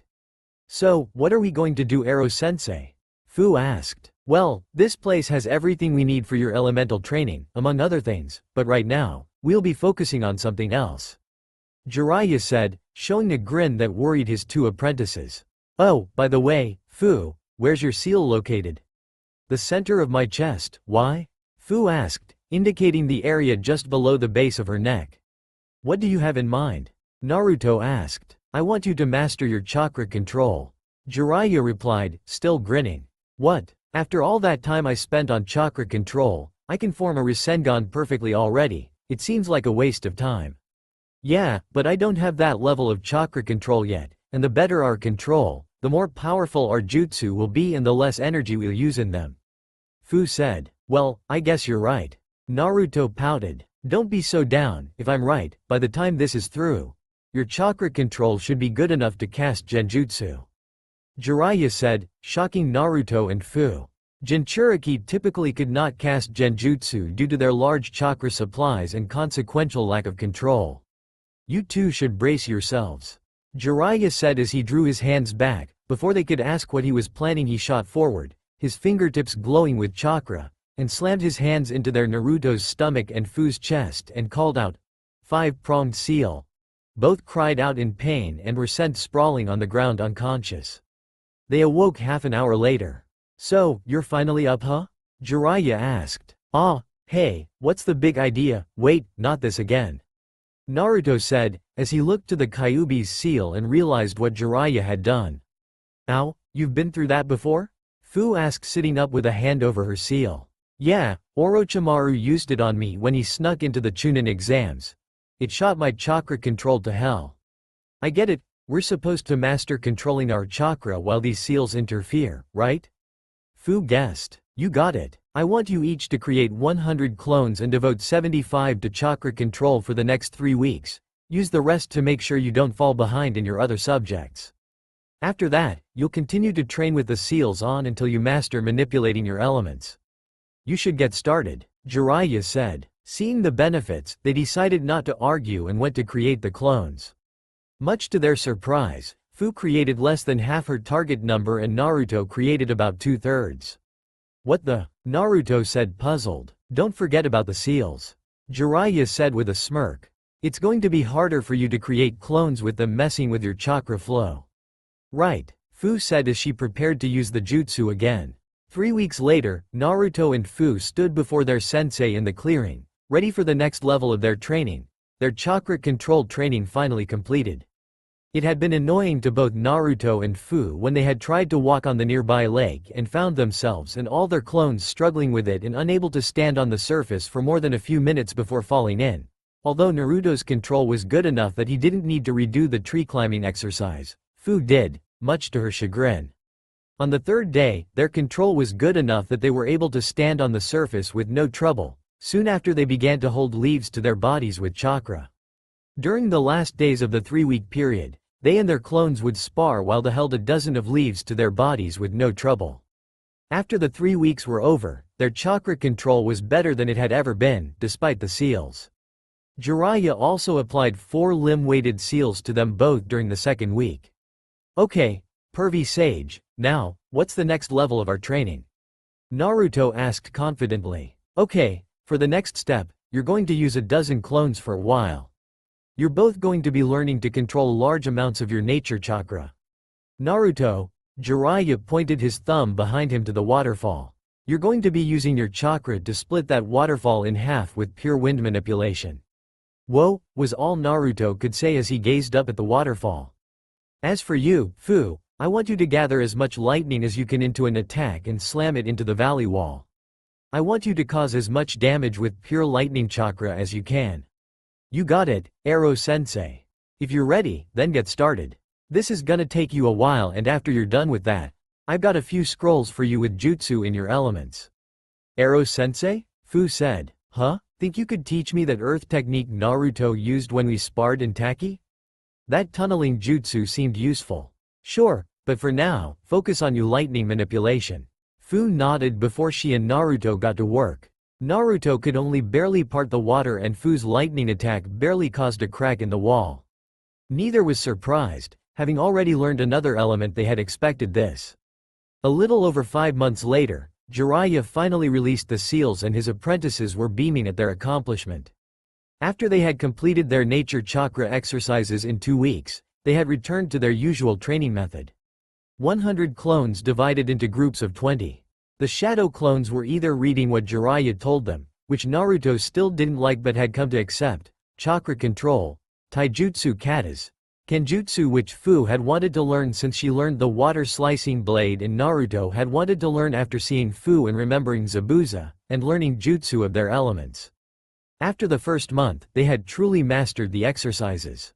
Naruto could cut the waterfall on pure chakra manipulation easily, and Fu could pull off something similar to Chidori, but more powerful, focused around her whole arm and not really fit for practical use. Still, she could now manipulate large amounts of the element easily, and that's what mattered. She also had apparently gotten a few ideas from it but had filed them away for later. Naruto learned a few wind and fire jutsu, and Fu had learned water and lightning jutsu, mostly C ranks and a few B ranks. Fu also learned the same 3 tunneling jutsu Naruto had, and they both learned a 4th. They were about even now in terms of their elemental jutsu. It was easier for Fu to learn her elements because she had both affinities, while Naruto only had the affinity to wind, so fire jutsu were harder for him to learn. Were it not for the 5-pronged seal, it would have been much easier for them, but this had paid off. Once they had completed their training at the end of the 5 months, Jiraiya had removed the seals, and they saw results of doing months of training with them. They had spent the rest of the day adjusting to the lack of the seals, and the results nearly took their breath away. Everything they had learned had become almost effortless when it came to manipulating their chakra. They had decided to try the clone jutsu, at Naruto's suggestion, and actually succeeded. Learning the jutsu was not that awe-inspiring. It was the lowest ranked technique after all and virtually useless, but until now it had been impossible to pull off. They would always overload the jutsu with too much chakra no matter how little chakra they tried put into it. Now it was easy. There was about a month and a half until the first year of their training trip was over. Both Jinchuriki had grown quite a bit, though they dressed about the same. Naruto was now 5 feet 0 and Fu was 4 feet 9, and both looked slightly older. Right now, their taijutsu skills were high chunin to low jonin level. Their kenjutsu was high chunin level. Thanks to the 5-pronged seal, their chakra control was kage level, and they had mastered their elemental exercises. But they had yet to even begin to learn sealing arts, which were much more difficult than anything else they had learned so far. Naruto wanted to learn them to follow in his parents' footsteps, and Fu thought it would be useful for a Jinchuriki to know. They had also not yet begun to explore genjutsu, which proved to be something of a challenge since it wasn't their teacher's strongest subject, and of course, the better they got, the slower further progress came. Right now, the 2 Jinchuriki were standing before their sensei. Alright you two, for the rest of the month we're going to take a little break. Jiraiya said. What, are you kidding, pervy sage? We were just about to start with the strongest jutsu and we haven't started on genjutsu yet. Naruto yelled. He had been kind of excited as they were about to start learning a rank techniques. Which is part of the reason we're going to town. Genjutsu's not exactly my specialty. I need to get some scrolls if you want to learn it. That aside, if you keep up like this, you'll burn out. You need to learn to take your time to relax. Jiraiya said and Naruto scoffed. Sounds to me like you're just making excuses to go do some research, pervy sage. Well, of course, I've been stuck here with no young beauties, aside from Fu here for over 5 months. Flattery's not going to help you, Ero-sensei. Fu deadpanned. Well, anyway, I'm the teacher here and I say you two need some R&R, so we're headed to a nearby town and staying there for 2 weeks, like it or not. Huh, fine. Maybe this will change your mind. Naruto conceded before making a hand sign, jutsu. With a poof of smoke, Naruto was replaced with a tall, gorgeous blonde girl. Jiraiya barely managed to resist a nosebleed when he sensed Fu's feminine fury, obviously enraged at how degrading this was to women. Oh brat, you have no idea how badly you just messed up. What's wrong, don't like what you see? The blonde asked. Jiraiya responded by pointing at Fu with a smirk as Fu's fists were trembling and her eyes were shadowed by her hair. Naruto changed back and looked clueless at the cause of her anger. Hey, Fu, what's wrong? Naruto asked. He was answered with a punch to the face that sent him flying into the valley wall. By the end of the day, between Fu's anger and her explanation why that technique was insulting to women, Naruto had decided to never use that jutsu again, in the presence of a female at least. 2 days later, Naruto and Fu were wandering the town Jiraiya had spoken of. It was a lively place with many restaurants, bars, inns, casinos and brothels. They had some places for kids too, of course. The experience was good for Fu. This was the first time she stayed in a place where she wasn't treated like a demon in human form by its people for an extended period. Naruto, however, constantly felt as if he had forgotten something important. They were currently searching for something to do. They had spent some time at a bar. Their shinobi status allowed them to drink and they found they both had a very high tolerance to alcohol, most likely due to their status as Jinchuriki. They each still had 500 ryo of what their sensei had left them. Wait a minute. Crap, Naruto suddenly shouted in a state of panic before he created a few dozen shadow clones and scattered, much to the surprise of Fu, who quickly took off after the real one. Wait, Naruto, what the hell's wrong with you? Fu yelled as she chased after the blonde. We need to find the pervy sage, fast. I just remembered something important. What is it? Tell me what's going on. The last time we were in a town like this, pervy sage used my money instead of his and left me broke, and he has our wallets. What? How could you forget about something like that? Fu shouted, panicking as well now. Neither of them had a lot of money, it was all in their wallets. If that old pervert had spent it. It was a year ago, get off my back. Naruto yelled back. Found him, he added as one of his clones had found him and dispelled. They ran to a bar and found Jiraiya where you would expect him, on a couch surrounded by women laughing, his face red from alcohol. Both their wallets were on the table, about half empty when they had been full last time they saw them. Both walked forward and picked up their wallets with twitching eyes. Hey kids, having fun? Jiraiya said as if nothing was wrong here. Why would you do this?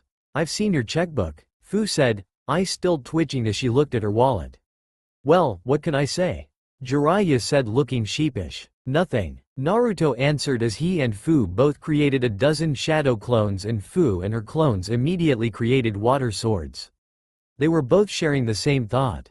The old pervert had to pay for using their money, especially when he was rich. Hey, hang on a minute. Jiraiya said holding his hands in front of him defensively as the girls wisely chose to run.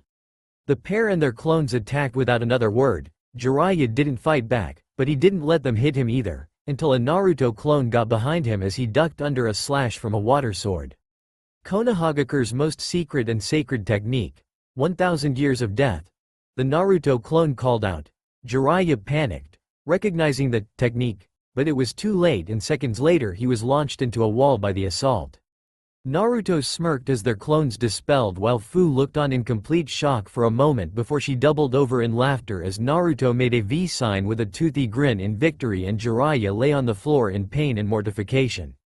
And so Jiraiya learned to never spend his pupils' money without their consent again. It was around 4 p.m. on the first day of the second week. Naruto and Fu had made a mistake and spent most of their money. Having only 300 ryo left between them, they walked around aimlessly, trying to find something to do. They considered training for the rest of the day, despite Jiraiya's wishes. As they wandered, they walked by a gambling parlor. There were several young to middle-aged men inside playing dice. "Hey, want to play Chohan? We might be able to make some more money, at worst, we'll have some fun." Fu said. "One of these places? Sure, I guess," Naruto replied. They walked in and all the gamblers turned to them. "Hey kids, want in?" One of the gamblers asked.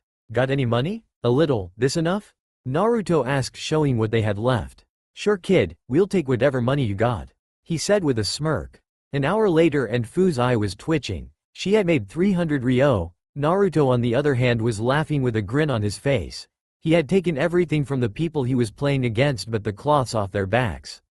"You've got to be kidding," Fu said below her breath as she looked at Naruto and his winnings. "Damn it. Who's the idiot who let these two in here?" one of the gamblers asked, the others grumbling similar thoughts. "Hey, Naruto, ever been to a casino?" Fu asked, getting an idea. "Huh? Oh yeah, once when we were looking for Grandma Tsunade. It was after Pervy Sage spent all my money, but I won it all back with 1 coin. You won enough to fill that wallet of yours, with 1 coin? Fu asked. Yeah, Naruto suddenly stopped talking before he and Fu smiled evilly. Hey guys, where's the nearest casino? Fu asked with a sweet smile. Everyone there thought the same thing. Poor bastards, they'll never know what hit them. Late that night, Jiraiya returned to their hotel room, sober but reeking of alcohol, to find Naruto and Fu with identical smiles on their faces. Huh, looks like you two had fun today. Anything exciting happen? Don't tell me I missed out on a research opportunity from you. Jiraiya said with a grin as he saw their smiles.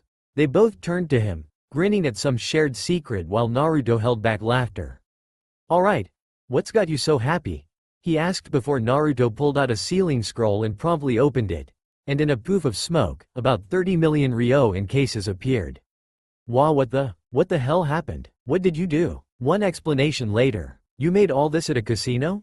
Jiraiya asked in disbelief. So this is where Tsunade's luck went. Back in Konoha, Tsunade was sitting at a small round table with Anko and a fair amount of money between them, both holding cards when she sneezed.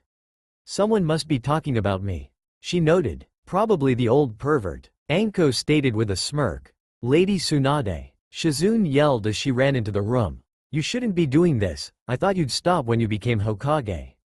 Oh, lighten up Shizune, I'm only playing for small change. Yeah, but that's enough for Dango, so hurry up and let me take your money. Anko said, still smirking. Aren't you? This should wipe that smirk off your face. Tsunade said as she showed her hand, 4 tens and a queen.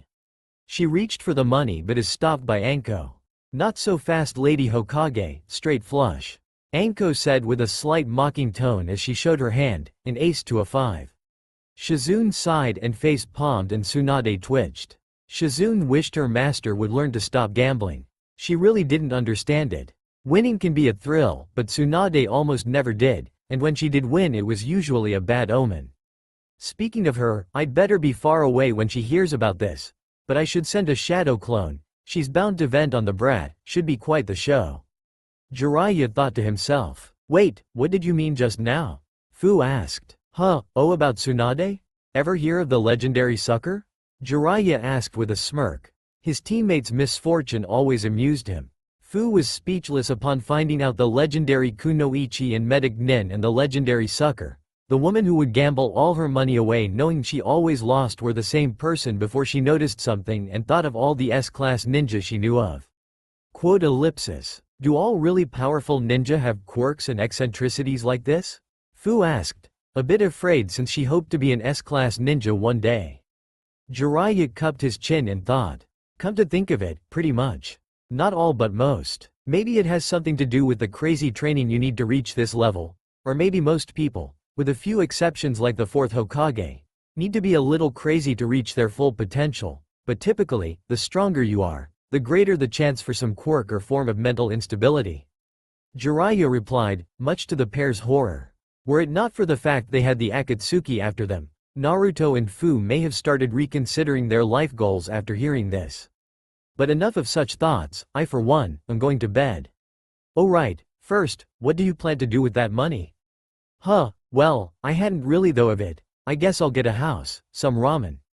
Naruto trailed off. And you, Fu? Jiraiya said. Fu shrugged in response. Well, I've got an idea. What are you planning, pervy sage? Naruto asked, narrowing his eyes. Oh, don't worry, you both want to be swordsmen, right? They nodded. Not sure what that has to do with it. Well, after we're done relaxing here, I think we'll head to Takumi village. Really? Alright. I bet they'll make us something awesome. Naruto exclaimed excitedly. His readings had told him of Takumi village, the village of artisans. They made the highest quality ninja tools and weapons in all the nations. They were even capable of creating weapons of the same grade as the blades of the 7 swordsmen of the mist. Fu seemed excited too. Yeah, if we can convince them to make weapons for you. Anyway, that's after our downtime, now let's get some sleep. A week later, they had their fun and were just about ready to begin their training again, but as Jiraiya said, they would take a side trip to Takumi village. Naruto had gone to another casino and took for a small fortune, before he and by association, Fu and Jiraiya were banned. Making a total of 70 million ryo which they opened an account for. Currently, they had just set foot in Takumi village. Takumi village was a small village that lay deep in a bamboo forest.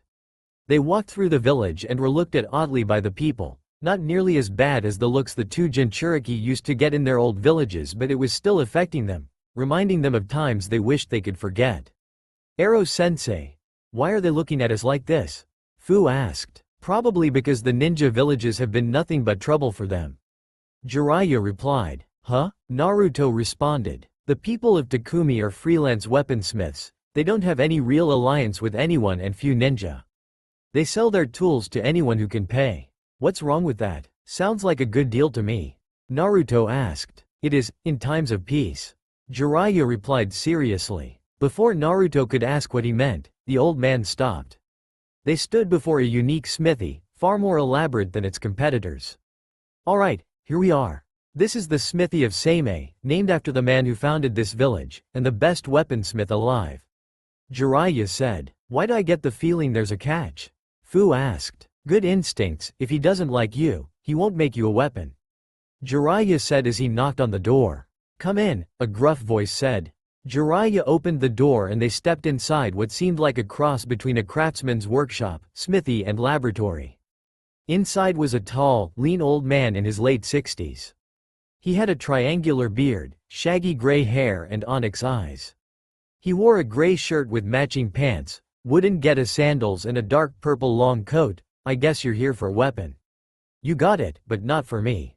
Jiraiya said as he stepped aside and indicated his pupils. Huh? Are you kidding? These brats? You think they're worthy of wielding a blade of this village, let alone one of mine? Don't make me laugh. Naruto growled and Fu narrowed her eyes. Don't underestimate us, old man. Naruto started before taking a step forward, which seemed to amuse the old man. Hey now, don't tell me you're going to attack me.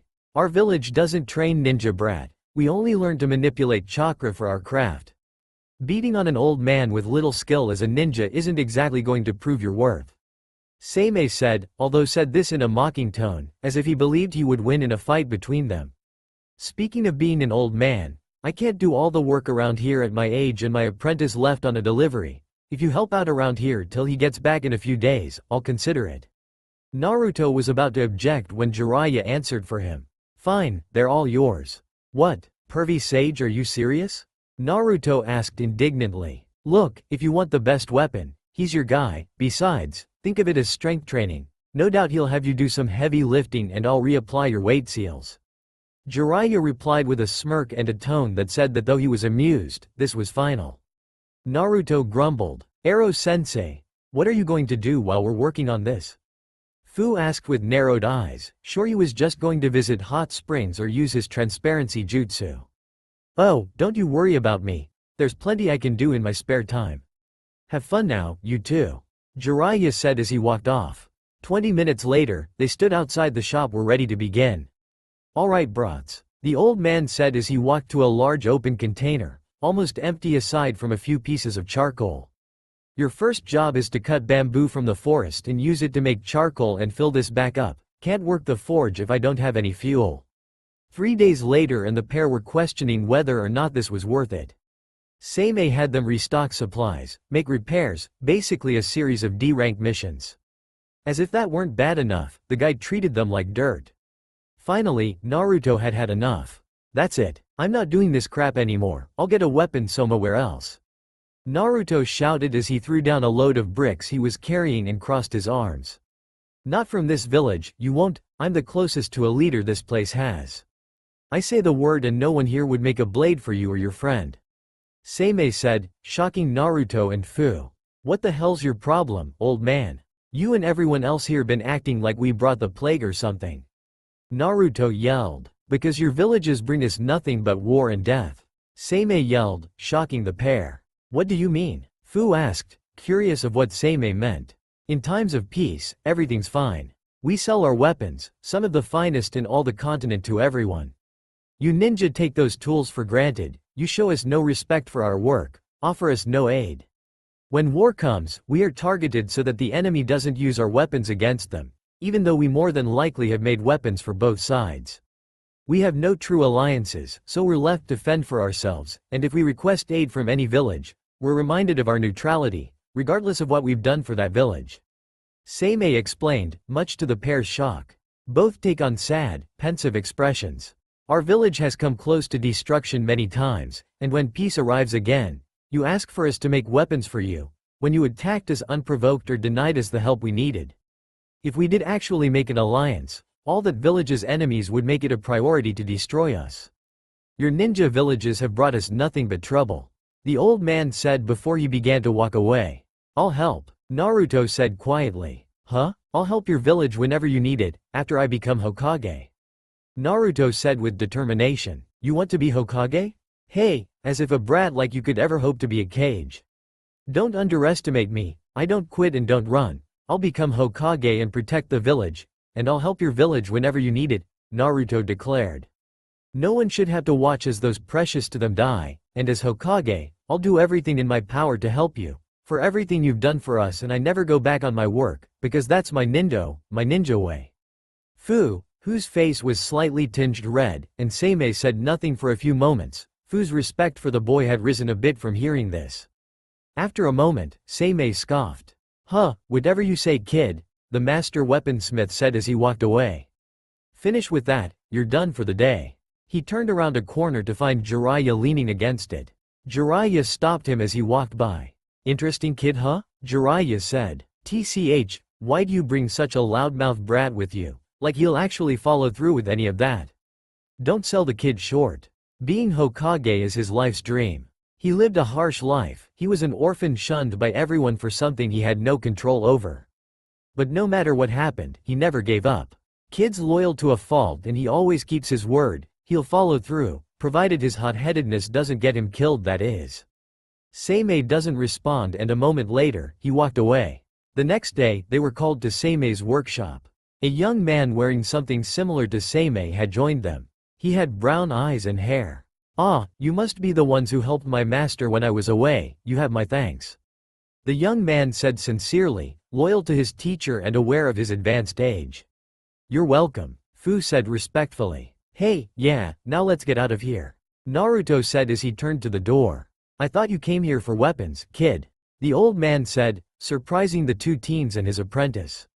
Huh? Naruto intelligently responded. I've decided to forge weapons for you too, so tell me what you want already. Seimei said. After a brief moments of celebration from Naruto, after which Seimei threatened to change his mind.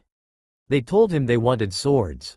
Master Seimei hasn't specially forged a weapon for anyone in years, that these two were able to convince him, the apprentice thought. Alright, Seimei said as he brought out two unique pieces of black metal. Here, focus your chakra in these. Naruto and Fu did as told. Good, now there's just the matter of payment, 10 million. What? Fu exclaimed while Naruto yelled, are you serious? No way these things are. Naruto, Fu, stop complaining. Brat, remind me how much you won at the casinos. Trust me, it'll be worth it. Jiraiya said. It better be. Naruto grumbled as he got out his checkbook. Yeah, or I'll do that 1,000 years of death thing with my water sword. Fu added, even if it wasn't her money, she didn't want Naruto to waste this kind of money on her. Jiraiya paled slightly, knowing she'd do it and Naruto would help her. If he knew it was coming it wouldn't be too hard to avoid, but he had to sleep sometime. Seimei grinned as he was given the check. Wonderful, your swords will be ready in a month. For the rest on the month, they returned to the valley and trained. They learned some new jutsu and their kenjutsu skill improved. Jiraiya had also began to teach them genjutsu as he had bought some scrolls while they were with Seimei from the nearby Tanigakure, which they found surprisingly easy, likely due to their unique chakra control training. They had just arrived back at Takumi. They made their way to Seimei's smithy and knocked on the door. They got permission and went in. Well, it's about time you got back. I finished 3 days ago. Seimei said as he walked deeper into the workshop to retrieve their weapons. I haven't forgotten my threat, Ero-sensei. Fu said menacingly. Jiraiya put on a strong front but he was very afraid of her threat. Here ya go, the weapons maker said upon his return carrying 2 swords. Both were Jien, both about 28 inches long and brown scabbards. The first had black wrapping around the handle and a green circular gem in its gold guard. The second also had a gold guard and white wrapping with a green gem in the same location as the first. Whoa, Naruto said as he and Fu took their swords. Fu was speechless as she examined hers, the one with the black wrapping. Boy, your blade is called the Hisho Taichi, in English, soaring long sword. With it, you will be able to freely manipulate the wind.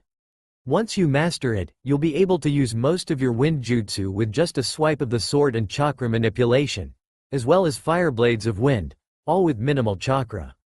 It will also allow you to counter and negate, or even redirect wind attacks. Awesome, Naruto said in awe as he drew the sword and looked at its blue blade. And you, girl, your sword is called Okibi no Yaiba, Sword of Blazing Fire. Basically the same, but it uses fire and it can also absorb fire-based attacks. That's great and all, but I don't have the fire element. I know that, that's why I had you focus your chakra into that metal. The swords can convert normal chakra into their element. Just channel normal chakra through it and it will produce fire as powerful as any ninjutsu. Also, you can channel other elements through the blade, like lightning for instance, for normal effect. Well, I gotta say, you live up to your reputation. Fu said as she drew her sword and looked at the black blade. Like I need you to tell me that. Seimei said as he walked away. Hey, I never got your names. Huh, oh sorry, I'm Naruto Uzumaki, the future Hokage. Naruto said. Fu, formerly of Taki. Fu said. Hey, I'll remember those names, try not to get yourselves killed out there. The old man said as he disappeared deeper into the smithy. He didn't know why, but he had a feeling that Boy would live up to his dreams and that he would be hearing both their names again. Alright kids, seeing as those weapons are dangerous, let's head back to the valley. Once you get the hang of those swords, we'll get started on your tenants chakra. Then I'll start teaching you sealing jutsu. Jiraiya said to his students. That's all for now. If you enjoy then please like, share and do comments.